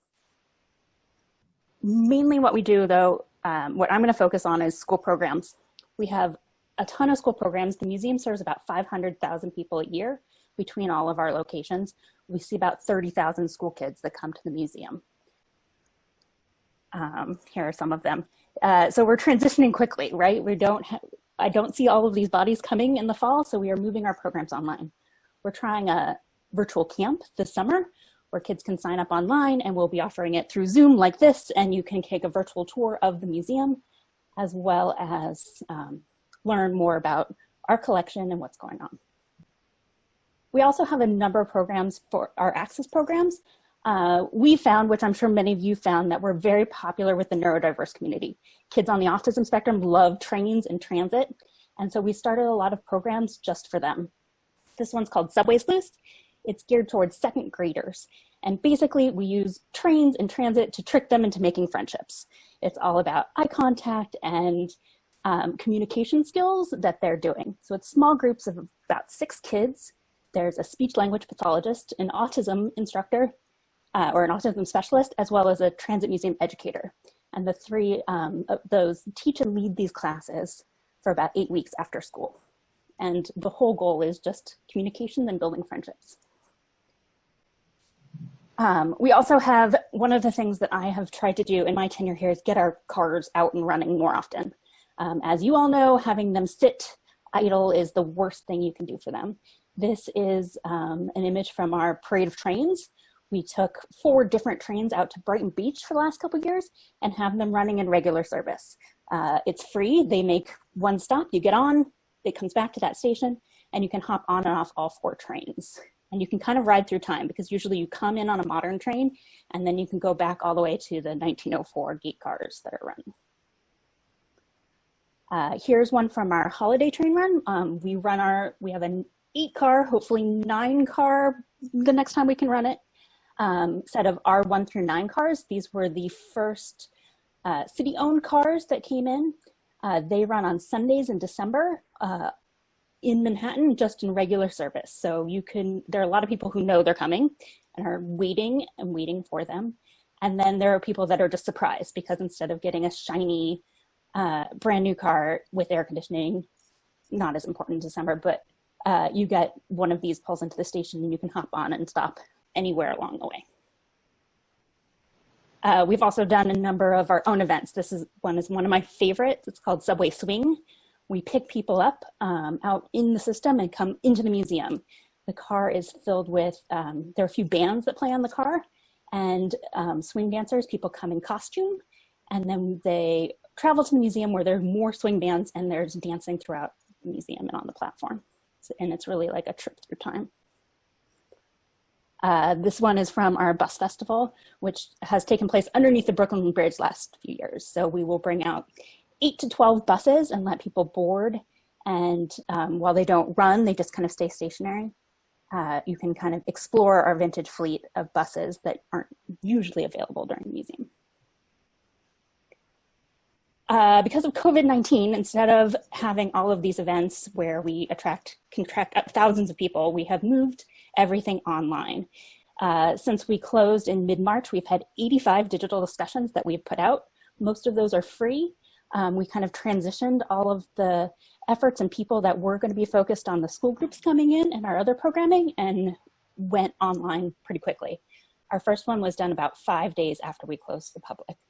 We kind of took some programs that we had recently done and moved them online so that everyone could kind of enjoy them, and then have spent a lot of time doing research and developing more programs that everyone can join. Most of them are free. All of them are free for members, and a few of them are $10.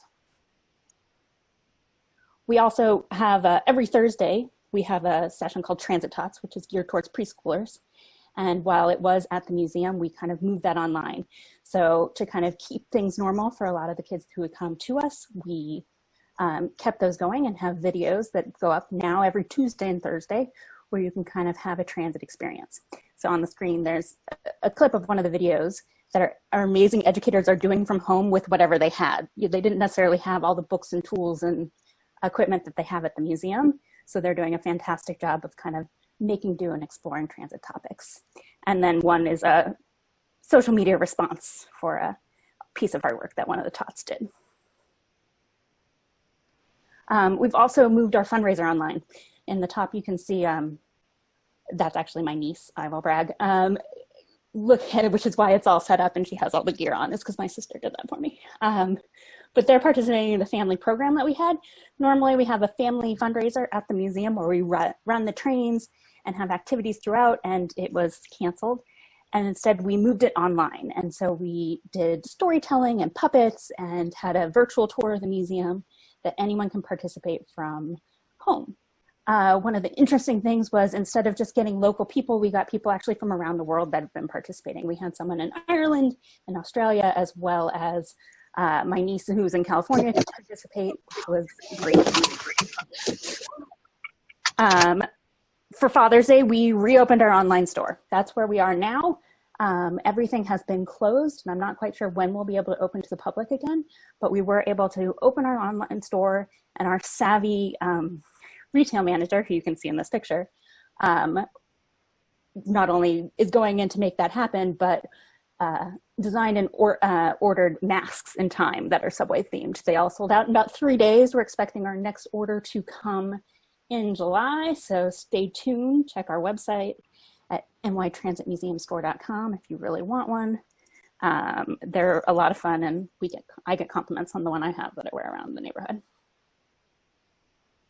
In addition to the museum, we actually have 2 archives. I think the last estimate I heard was about 800,000 items are in our collection, objects in our collection. Many of them are flat, like the one on the screen, and they're architectural drawings or photo, but then there's also a lot of models and pieces of different tools and various things that have to do with transit history. While most of the things that I've shown you today are New York City transit-based, the mission of the Transit Museum is actually beyond that. It's anything that MTA covers or the predecessor agencies. So that's not only subways, buses, but trolleys, as well as bridges and tunnels, Long Island Railroad, Metro North, and all the predecessor rail agencies. I'm showing you this because we just convinced Long Island Railroad, who is, you know, a sister agency of us, to transfer these a whole bunch of books of maps from the 1868. And we just got a grant to digitize them. So we're getting a very fancy overhead scanner so that we can scan them while being flat. And then we'll be able to start that hopefully in September. But I'm very excited. They're all hand-drawn, beautiful. I only have a picture of the cover, but the maps inside are gorgeous. So that is something we're looking forward to starting in September. And then the future, we're not quite sure what's happening. We're hoping to reopen either late summer or fall. We'll be requiring masks and social distancing. Unlike all of you, we are underground, which means I don't get that airflow that you get. So we have to be a little bit more careful. I don't know when we'll get our vintage fleet out. You know, the problem is that we're pretty popular when we take them out. So it's not like there's only a few people that's coming, and I'm worried about crowds. And so we don't want to do anything that has a bunch of crowds. So for now, we're focusing on digital and putting things out online so that a lot of people can participate from all over the world, actually. And thank you. Join our newsletter. I'll put some links in the side, and I'm happy to answer any questions. Thank you so much. I know I personally have been tuning into a lot of the digital discussions, so thank you for doing those. All right, and if you have any questions for Regina, go ahead and put those in the chat.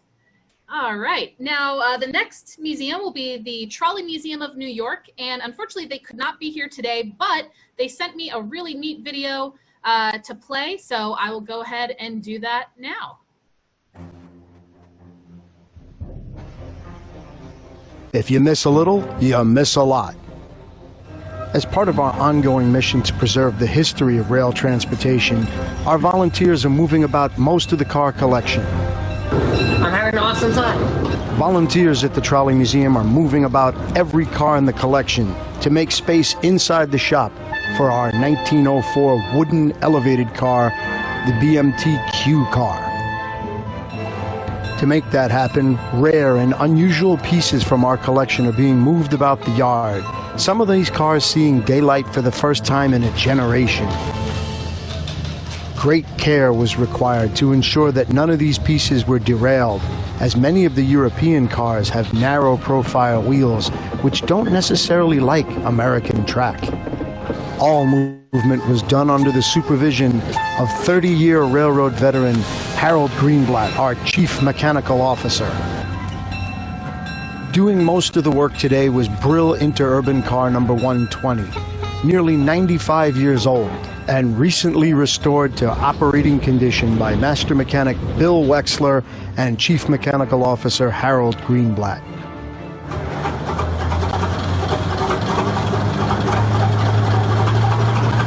For the heavier subway cars, we could still use 120, but sometimes it's more efficient to use Whitcomb locomotive number 9. It can be sometimes difficult to start, but once running, she's reliable. These heavyweight subway cars from before World War II may look rough for wear, but underneath they're mechanically sound. We're looking for more volunteers like you to come help us clean these cars up and restore them to their proper glory.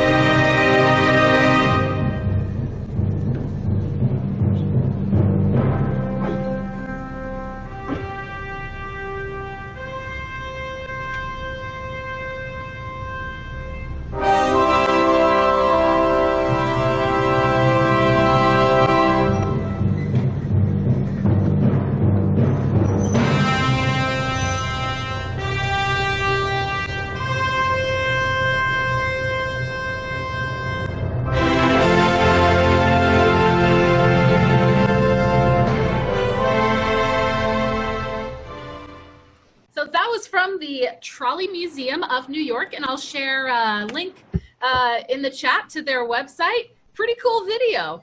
I'm not sure how long it took them to film, but Eric Garces was the one who sent me that. So if anyone knows Eric, feel free to send him an email. And next up, we have the New York Museum of Transportation. So Carlos, I'm going to spotlight your video here.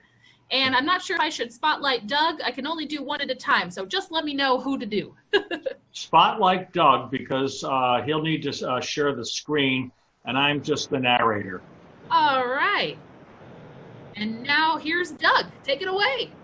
Hi. I've got a PowerPoint presentation for us. I'm on the board of trustees for the museum, and I have been in charge of the gift shop for many years, and more recently in working with our events coordinator.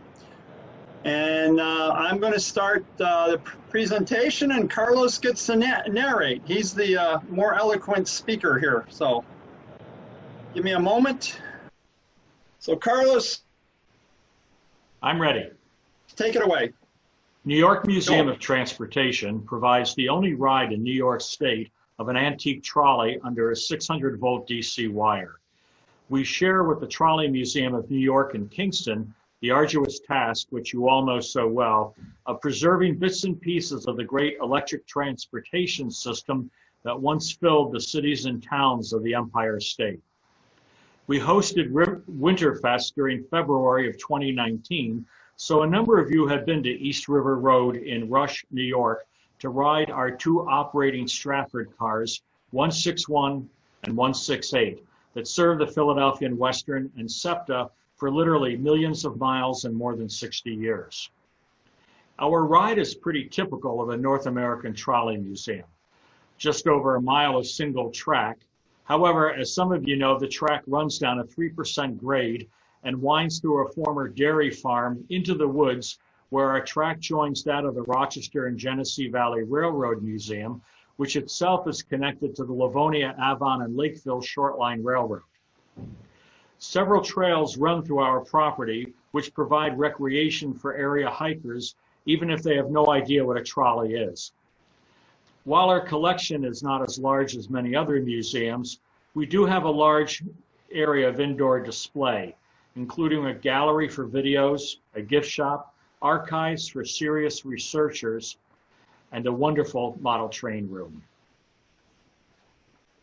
Our static displays include automobiles, trucks, a fire engine, a 1952 Packard ambulance, and part of a monorail that ran inside the nation's first indoor downtown mall at Christmas. Typical of trolley museums, we operate on a shoestring budget with heavy reliance on annual attendance and great help from memberships and our gift shop. We show a small surplus that we use to maintain our railroad, overhead, and keep our two 90-year-old trolleys in good working order, and do a little restoration on our preserved cars. Since we occupy leased buildings from the town of Rush, we were most fortunate last year to replace the roof on a major portion of the complex, courtesy of a large grant from New York State. To protect our volunteers from the virus, access to the buildings and grounds is subject to board approval.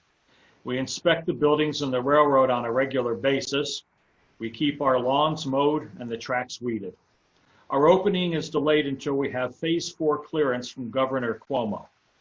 It is highly unlikely we will run our cars this year, so we've not established a protocol for opening our building to visitors. As we learn more about the novel virus, we can adjust our policies accordingly, but volunteer and visitor safety comes first.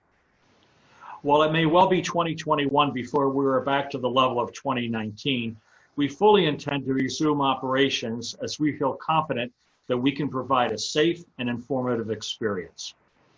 Meanwhile, we have increased our presence on Facebook and have expanded our newsletter headend from quarterly to monthly. We plan to do some protective work tarping the front end of our 1902 Niles car 102 from the Rochester, Lockport, and Buffalo Railway, and may do some more painting on Philadelphia Line Car 2 that sits in front of our main display building and is seen from East River Road. Given that we will not have admission fees this year, we're doing all we can to reduce expense items such as heat and electricity. Only essential repairs and maintenance will be done this year.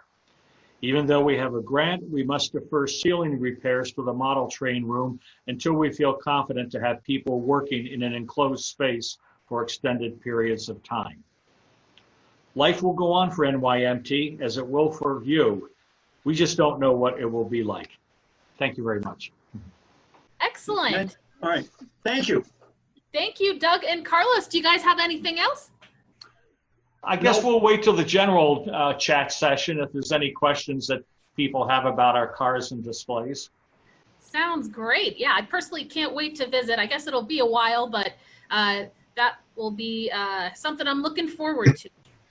We're looking forward to having you. Great.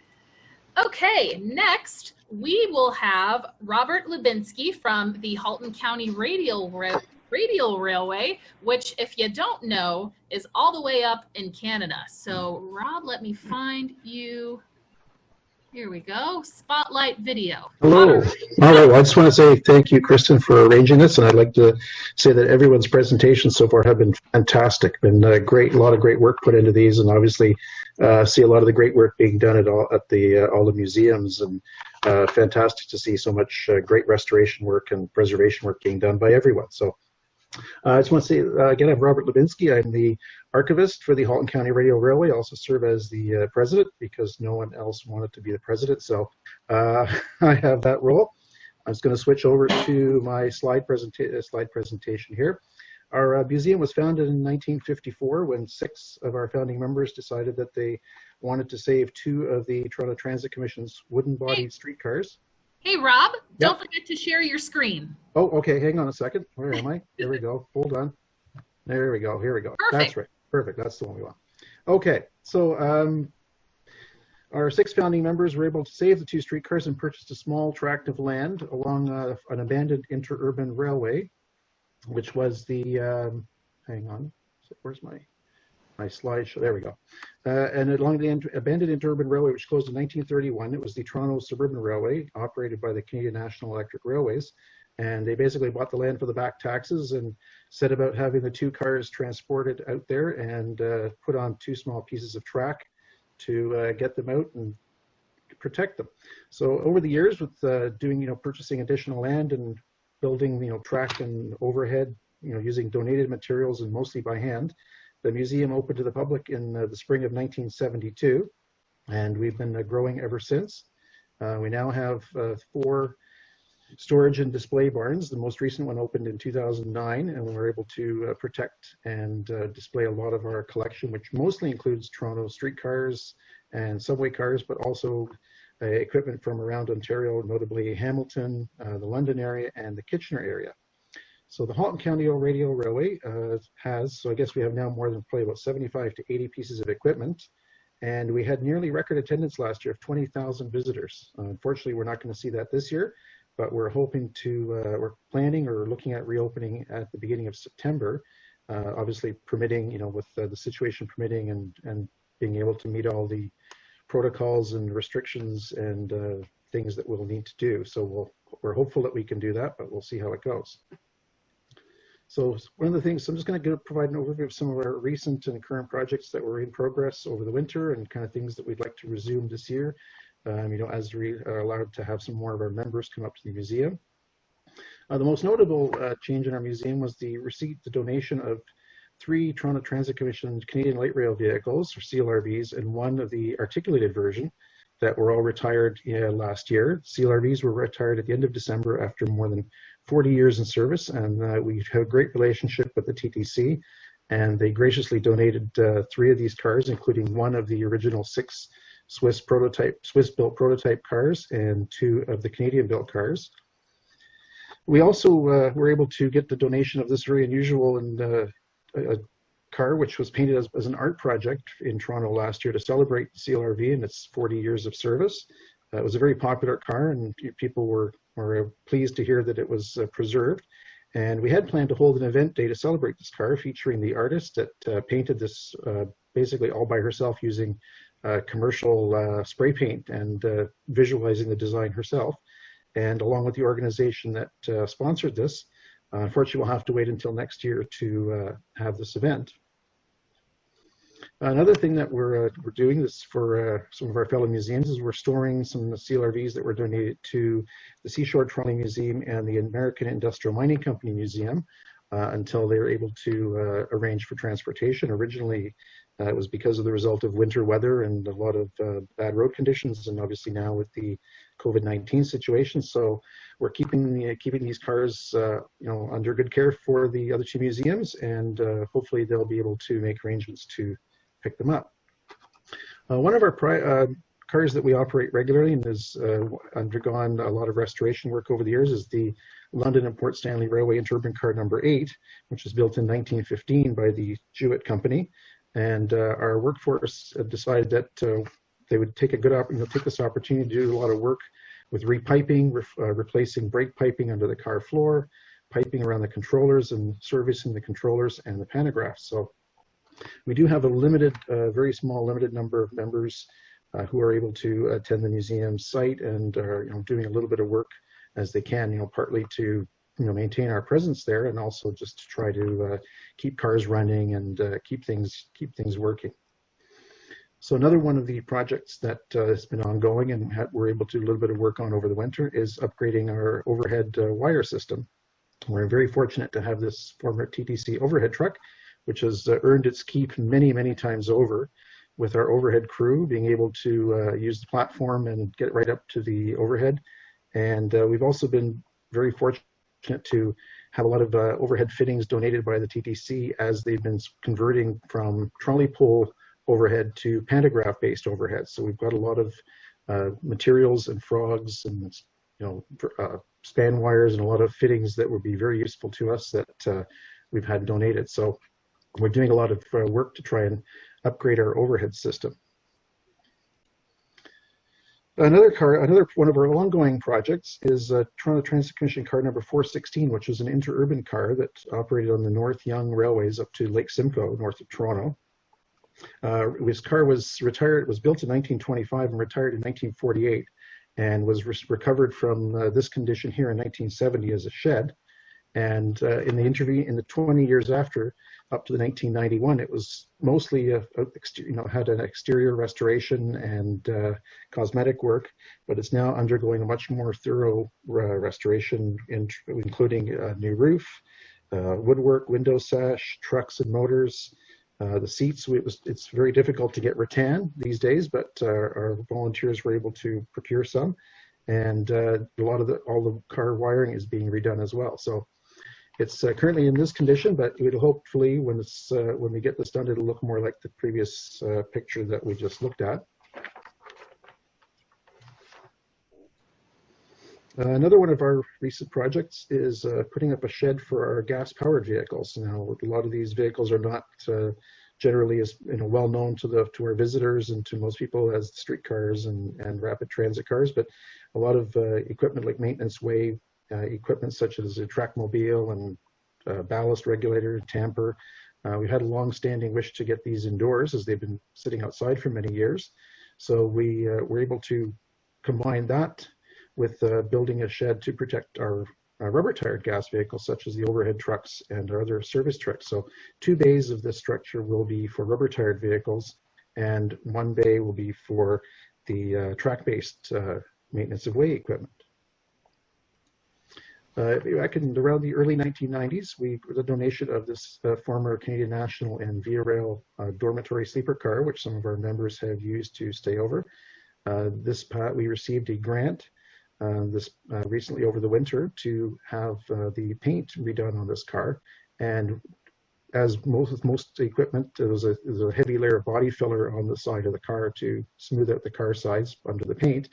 But with the changes and fluctuations in temperature and humidity throughout our seasons, a lot of moisture gets in underneath the body filler and loosens it and cracks it out, and the paint and bodywork deteriorate quite quickly. So we sandblasted the car down to the rare metal and found that it was actually, the steel was in very good condition, and we had a commercial painter come out who specializes in outdoor commercial metal painting and used a very high quality metal paint to repaint this car. And in fact, it looks probably about as good as it did when it was in service with Via Rail. PCC trucks, always a popular project for museums. So we had one of our cars, TTC car number 4611, has had its trucks removed and cleaning them, sandblasting the parts, the motors being sent out for overhaul and repair. So we're hopeful that hopefully by the end of this year we'll have the trucks put all back together and back underneath the car, and able to get the car operating again. The car itself, the body of the car is still in very good condition, and hopefully once these trucks are renovated and restored, we'll have another car that we can use for our daily operating fleet. We also received a donation late last year of this wooden-bodied former Canadian National and Grand Trunk caboose. It was built in 1910. It was preserved by a former Via Rail engineer at his private residence, and because of his downsizing his residence with his retirement, he wished to donate it to us. And since it's representative of the type of caboose that was used in the Canadian National electric lines around the Toronto area, we've decided it was a good fit, and we hope to use this for some display purposes, for people to be able to go inside and look at some displays inside. Not specifically at our museum, but something we participated in was the restoration of this Sandwich, Windsor and Amherstburg Railway, based in Windsor, Ontario, car number 351, which was built in 1918 for the Public Service of New Jersey, and it was purchased by Windsor in 1927 and retired in the 1930s. It was hidden away in a barn for many, many years, and was recently located, and the city of Windsor graciously donated and funded $750,000 Canadian for its restoration, which was done by a private auto restoration firm. We provided a lot of assistance with sourcing some of the parts and similar parts that would be to complete this car. And because an auto restoration company had never done a streetcar before, so they were looking for some guidance on things and tips on how to do restoration work on this car body.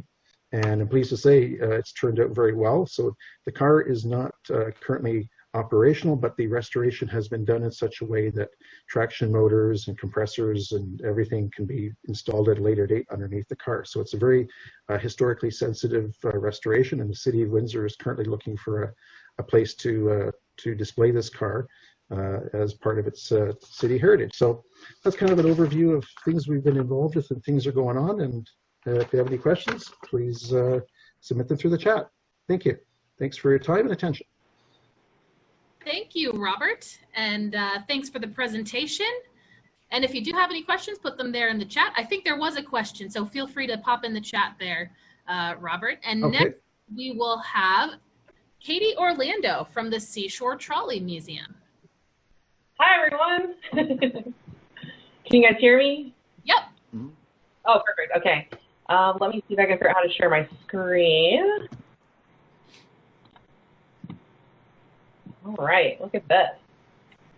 All right, so thanks everyone for hosting this event today and for participating. This is pretty fun. I'm learning a lot about museums I haven't had the chance to get to yet.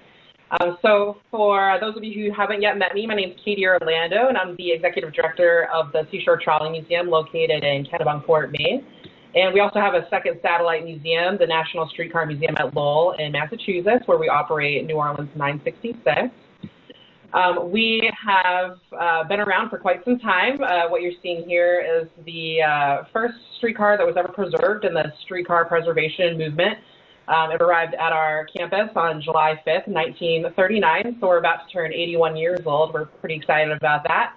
And for those who might not be aware of our history, a group of 8 gentlemen got together, took a fan trip to ride on Biddeford and Saco 31, what was supposed to have been the last ride up in Old Orchard Beach, Maine.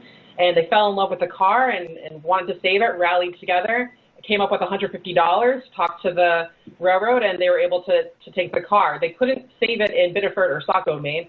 The condition was that they had to relocate it to a different spot in Maine. So that's why our campus is in Kennebunkport, and we've been here for a very long time. We have quite the campus. We have 350 acres that stretches out over 3 towns in York County, Maine. And our collection is over 330 pieces from all the way back to an omnibus. We have obviously streetcars, rapid transit, buses, trackless trolleys, other things.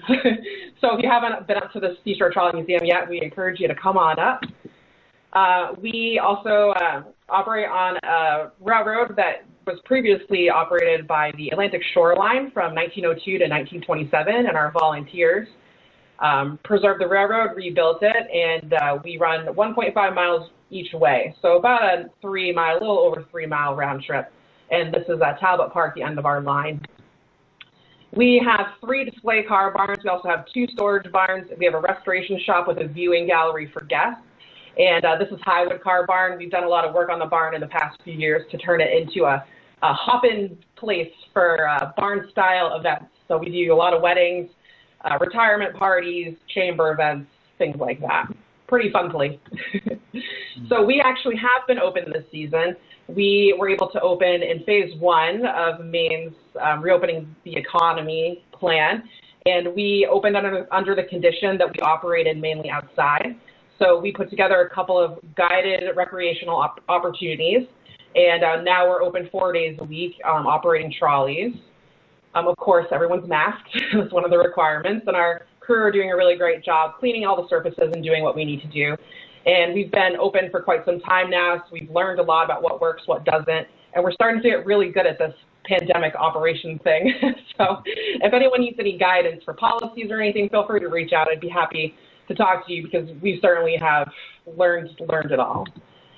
Currently, we're operating these 2 gems. We have the Boston Elevated Railway 5821 and 4387 from the Mass Bay Electric Railway.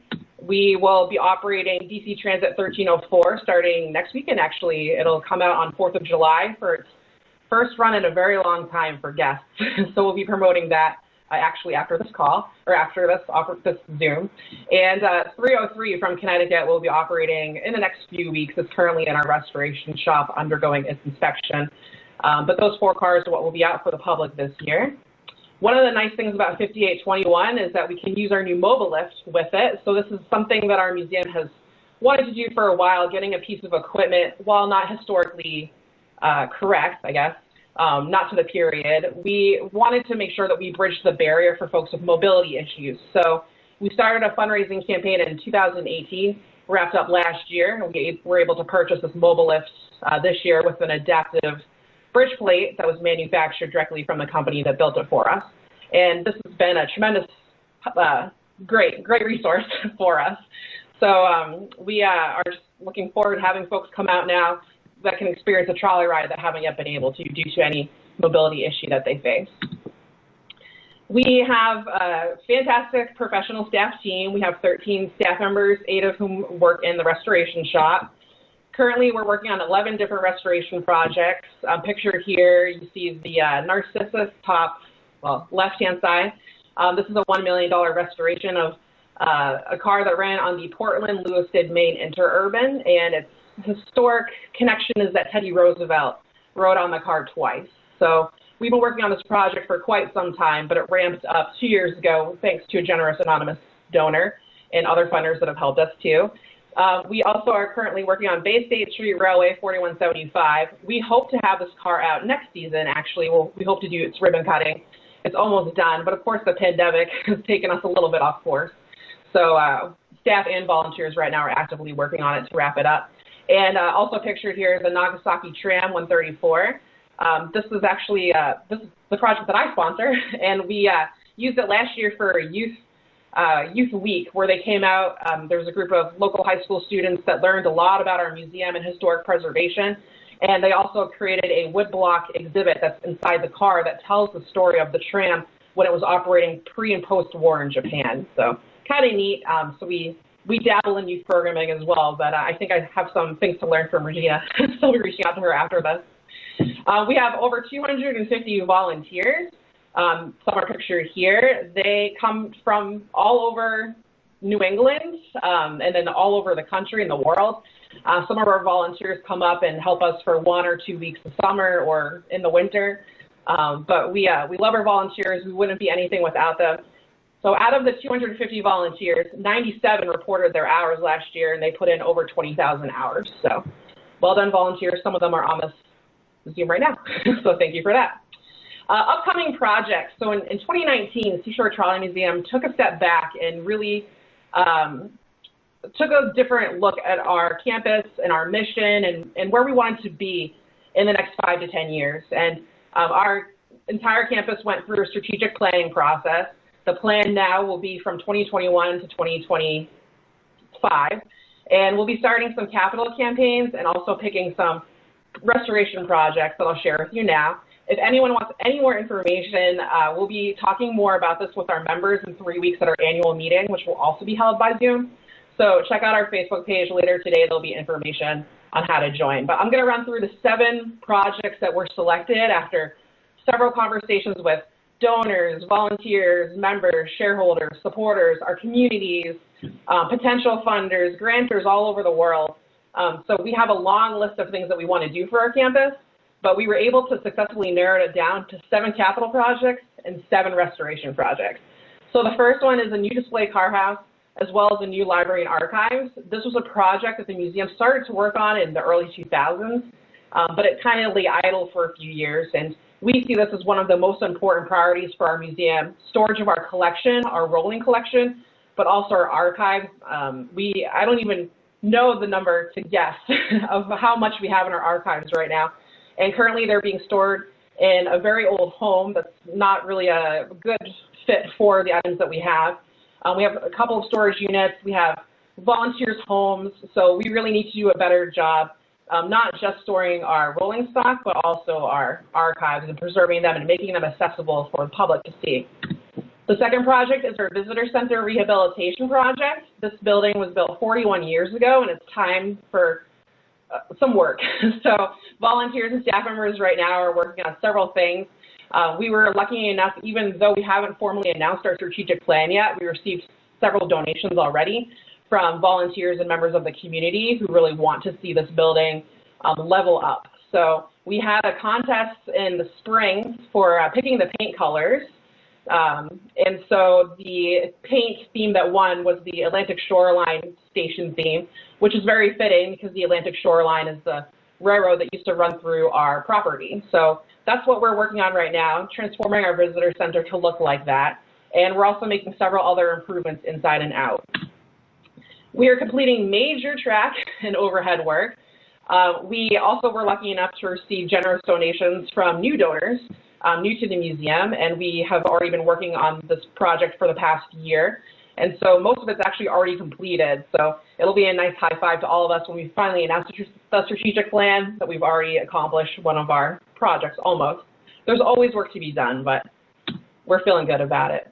Another project that we need to start working on is our parts warehouse extension and also a new bus display area. In 2019, we cleared a significant amount of land to start the process of creating the space for buses and a new parts warehouse extension. The building that you see on the top picture is our current parts warehouse, and I think we overgrew it the day that we started moving things in. So I know other museums participating have similar issues with storage, so this is something that we are looking forward to having as well. Tower C is a switching tower that was moved to the museum in 1972. It was built in 1901, and it was on the Boston Elevated Railway, and it's one of our most popular buildings that we have on campus, and we've also already begun the work on this project too. We're trying to rehab it back to period. The windows, even though this picture looks actually pretty good, I should have taken a picture that was a little bit more realistic. Most of the windows are broken and rotten. The interior of the building needs a lot of work. The tin on the roof, when it was moved to the museum, had several little pinholes in it, and we never really took the time to repair that back then. So we're just gonna go back and try to fix some things that should have been done a long time ago. And this season we were supposed to have the first floor actually open to guests. So now that'll be next season. So for those of you who stopped by to visit us, check out the Tower C display next year. Coney Island is another project we are excited to work on. It will be a place for all of our rapid transit pieces to be displayed to the general public. We also already cleared the land last year, so we had a head start this year. And the last project that we're going to focus on is new play area. This is the picture of the playground at our museum in Lowell. And we want something like that up here for our families that visit us. We spent a lot of time last year rebranding our museum to be family focused. And now we have tons of kids coming. So we certainly have a lot of land for them to run around in. And I think a play area would be a great addition. Now the 7 cars that we have picked, this took a long time. We have several gems in our collection that are just waiting for the attention to be back in service or be back in displayable condition. So our members spent over 150 hours in different meetings together, separately, picking which ones we were going to proceed with. So Aroostook Valley Railroad Interurban Car 70. It's a classic 1910 era wooden combined interurban car which carried both passengers and freight in extreme northern Maine. It's on the National Register of Historic Places as part of the museum's main collection. There was extensive work completed some years ago, so the work now is medium in scope. It's mostly just interior work. And seating, we need to get the seating installed. And then it's wired for 1200 volt operation, so it ultimately needs to be converted to the 600 volts to operate on our line. So that's one. That's the main piece that was selected. The second was Baltimore Transit Company semi-convertible 5748. This project will be a complete restoration, body and mechanical. It was built by iconic J.G. Brill Company in Philadelphia in 1917. It's one of the most distinctive and widely used streetcar designs. It was acquired without trucks in 1957, but identical standard gauge trucks acquired from Montreal were acquired from Montreal. It needs a complete rebuilding. And then it's the ideal project for us once we finish our $1 million restoration with the Narcissus to then start this project. We have already professional staff members and volunteers who have the same skills that are needed on the Narcissus to do the restoration work on the Baltimore Transit Company car. So it was just a strategic decision for us to pick this car. The third is St. Louis Public Service PCC car 1726. The scope of work needed is medium. It's mostly refinishing and electrical servicing. It was built by St. Louis Car Company in 1946. It was operated by both St. Louis Public Service and the Municipal Railway of San Francisco. It was leased to San Francisco initially as the city forbid paying royalties to the PCC patent holder, which would have been due if the cars were purchased. It has unusual power and brake control pedal arrangements, and the car's in pretty great condition, but it needs some relatively minor work right now. And then I know many people on the call are familiar with this car. We've picked Lehigh Valley Transit Interurban Parlor Car 1030. There's actually an article in our most recent newsletter, The Dispatch, that will give you even more information about the car if you're interested, and that's available on our website. Again, this car will need medium scope work, mostly refinishing, some heavier work.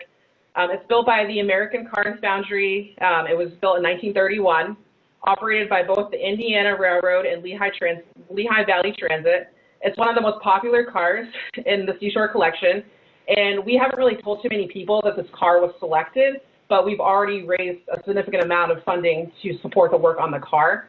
So while we still need to fundraise additional funds, it's nice to have that great head start.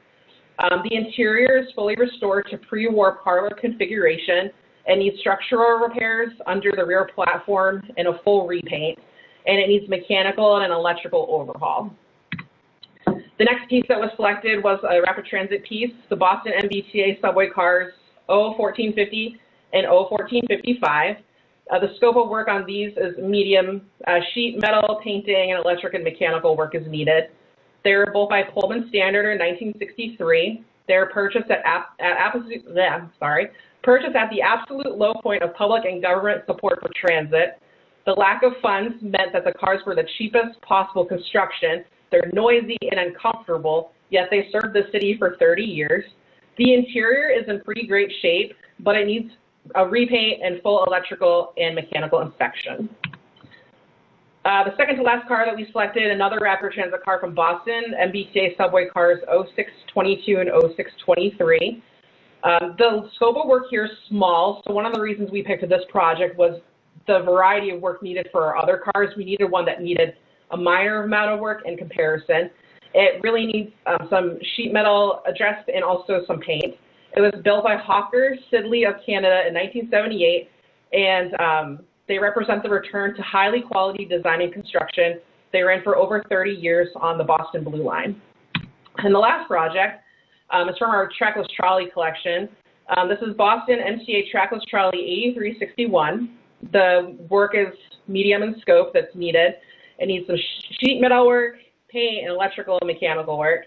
It was built by Pullman Standard in 1948. It represents one of hundreds of similar vehicles that ran on Boston's extensive network covering most neighborhoods.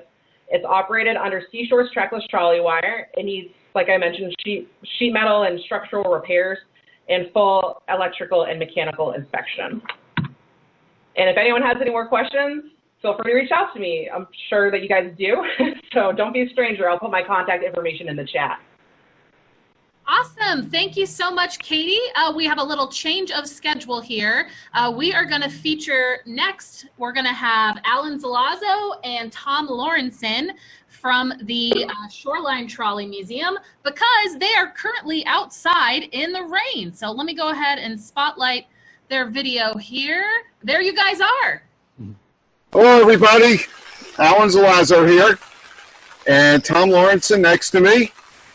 And here's a lot of you guys might remember Bruce Perrier, Long-time member somewhere. Long-time member, and Mike Hildred, and he's one of our major volunteers here. I'd like to welcome you to rainy East Haven, Connecticut, and car 775 behind us here. And without further ado, I'm going to have Tom Lawrenson start our presentation. Well, good afternoon. As Alan says, we're out in the rain here, and we're just going to show you what it's like to do these things from outside. Most of you obviously are sitting inside, comfortable, cozy, warm, but we're braving it. Here's our visitor centre, the Sprague Visitor Centre, and way down in the distance in the rain you can maybe just see the red doors on the main part of our museum down the line. As Alan says, we're in East Haven, but let me just do this again. Cross that little bridge and you're into Branford. We are, after all, the Branford Electric Railway Association. So we're going to get through this pretty quickly once we get that happening.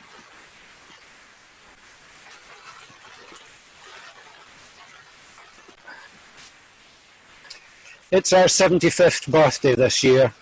Not to boast, well actually we are, this is just boasting all the way, but this is our 75th anniversary as a museum. The line the museum opened, it was certified in 1945, but opened as a viable museum in 47. I'm going to take this down so you can hear just a little bit better. I'm going to shed light on a couple of things. Where we are and what we do.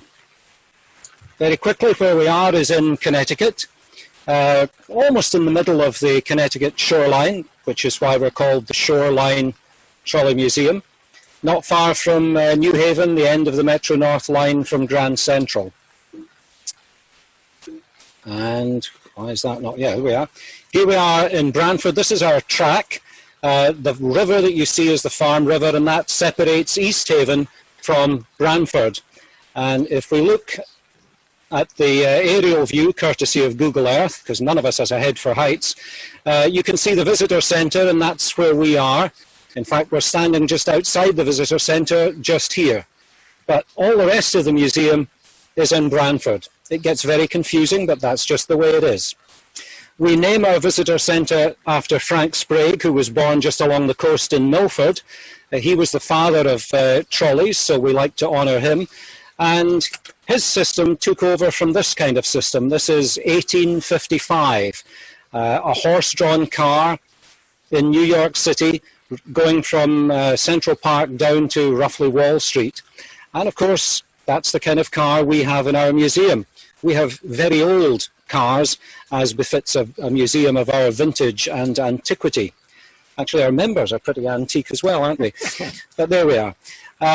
This is another rather famous car. A gentleman called Alden Young was the first to create an electric rail system in Connecticut, up in Derby. And this was the locomotive that was built to carry or to pull freight cars up and down that line between the docks and some factories further upstream. In the background, our compressor has just chugged into action. So we've got the rain sound effects and the compressor sound effects. Aren't you folks lucky? No locusts. No locusts yet. But they'll arrive, don't worry. This car too is in our museum, and you can see inside that looming bulk is the Vanderpool motor that powered it. That was the revolution that Frank Sprague created, taking electric motors from the size of a washing machine down to the size of a microwave, so that instead of sitting on top of the floor, they could be mounted underneath the floor. And in very quick order, cars like this, originally horse-drawn, were electrified. We can see that this is an open-fronted car. It was in the early 1900s that the law changed and you had to give some weather protection to the operator. We can see the internal door here to seal off the passengers in winter so they could stay warm despite the freezing motorman out front. And we can see this curved line to the coachwork to share the road with cartwheels. By 1899, this vehicle was electrified. We're moving on to some of our fleet. We'll show you the car on the left in just a minute, but this is down in the main part of the museum. This was Members' Day last year. This is an extraordinary car that we have. 1904, you may be familiar with the Belmont racetrack and the Belmont Stakes, and Auguste Belmont was the owner of one or two of the subway systems in New York City and decided that he needed his own private trolley. As far as we know, it's the only private trolley in existence, certainly on this continent. And although it was built in 1904 and used until 1919, it fell on hard times. Another special car that we have is the car that was rescued from the World Trade Center, 745. You see it here being lifted out. This is the one that was almost unscratched. The one below it was slightly damaged, but 745 hardly had a mark on it. And we now have it displayed in our museum just down the line. This is our latest acquisition. This is a San Francisco cable car. We have it, because of the gripping mechanism underneath, we have it mounted on some special wheels to raise it up because it can't run on normal tracks. So that's undergoing restoration as we speak. And this is our latest project, the Vision 2020 project. And that's going to bring water into our main museum area for fire suppression. On the right, up the hill, you can see the last major project that we had to provide some barns well above hurricane flood level. But Vision 2020 was bringing water into our main area for fire suppression purposes and maybe a toilet as well. That would be nice. We operate all the year round. We have a snowplow like this, and we also have one of these rotary snowplows.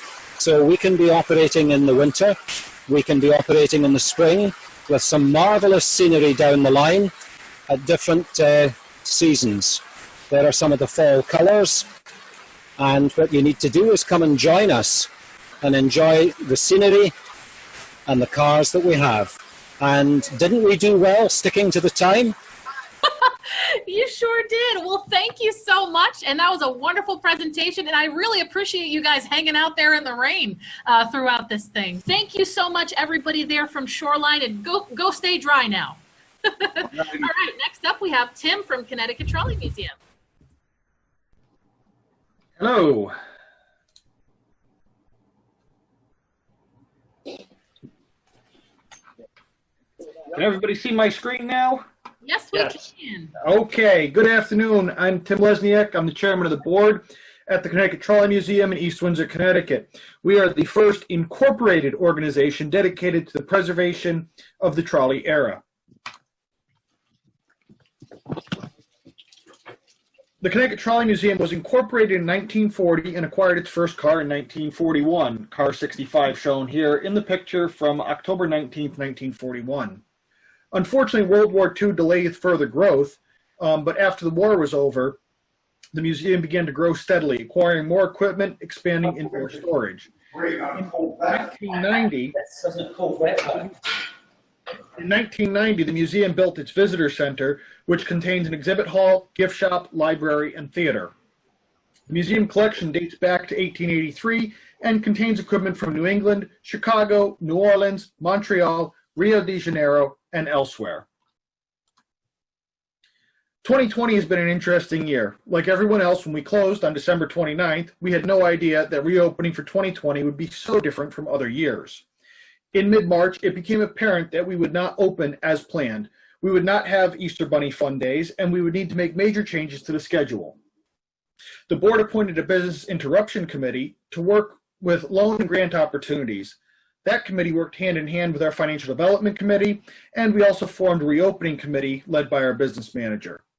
Even though we were closed, we still interacted with our members and visitors through social media with videos, visual arts and crafts, and virtual story time, including partnering with our local fire department as well as others. We have a strong junior volunteer program. Those under 18 help out in operations, learn how to maintain cars, track, and signals.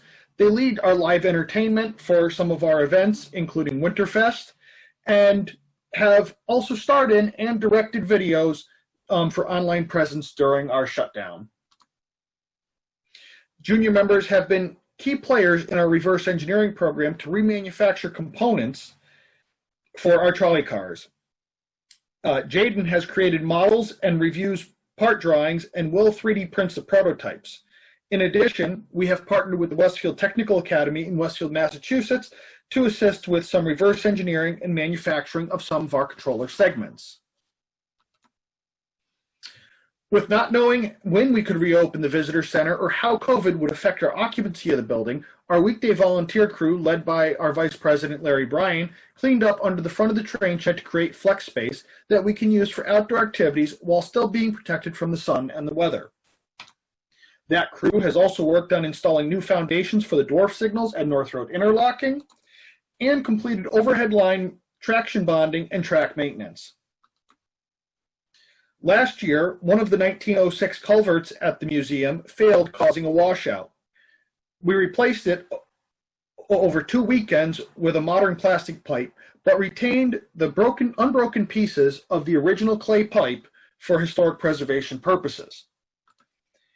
In addition to the museum's bucket truck, the overhead line department uses S193, which received a new coat of paint, among other maintenance this year. To supplement S193, the museum acquired Line Car 1 in 2009 from the Lakeshore Electric Collection. As of last weekend, the car is finally running under its own power.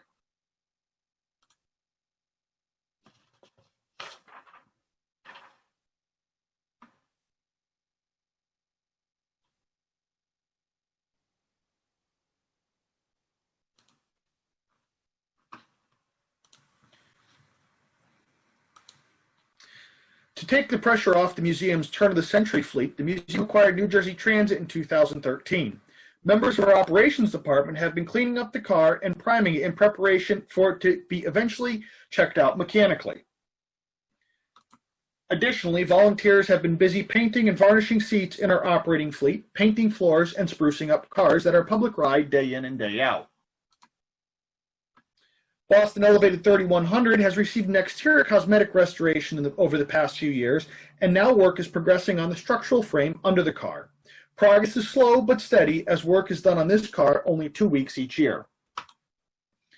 Diesel 1 has received extensive overhaul to the mechanical systems, the water pump and fuel supply systems were rebuilt, and it is currently awaiting a new coat of paint. Engine 18 has received a mechanical overhaul and is currently in the process of cosmetic work, including painting the exterior and reassembling the interior. Car 65, the museum's first car, made its first public run in over 20 years at Winterfest in 2019. While far from restored, the car is operational as an emergency backup and has been a popular car to ride by members and guests.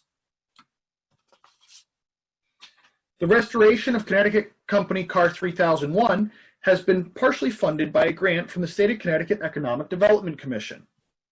A volunteer heard about another museum getting this grant and told our Financial Development Committee about it.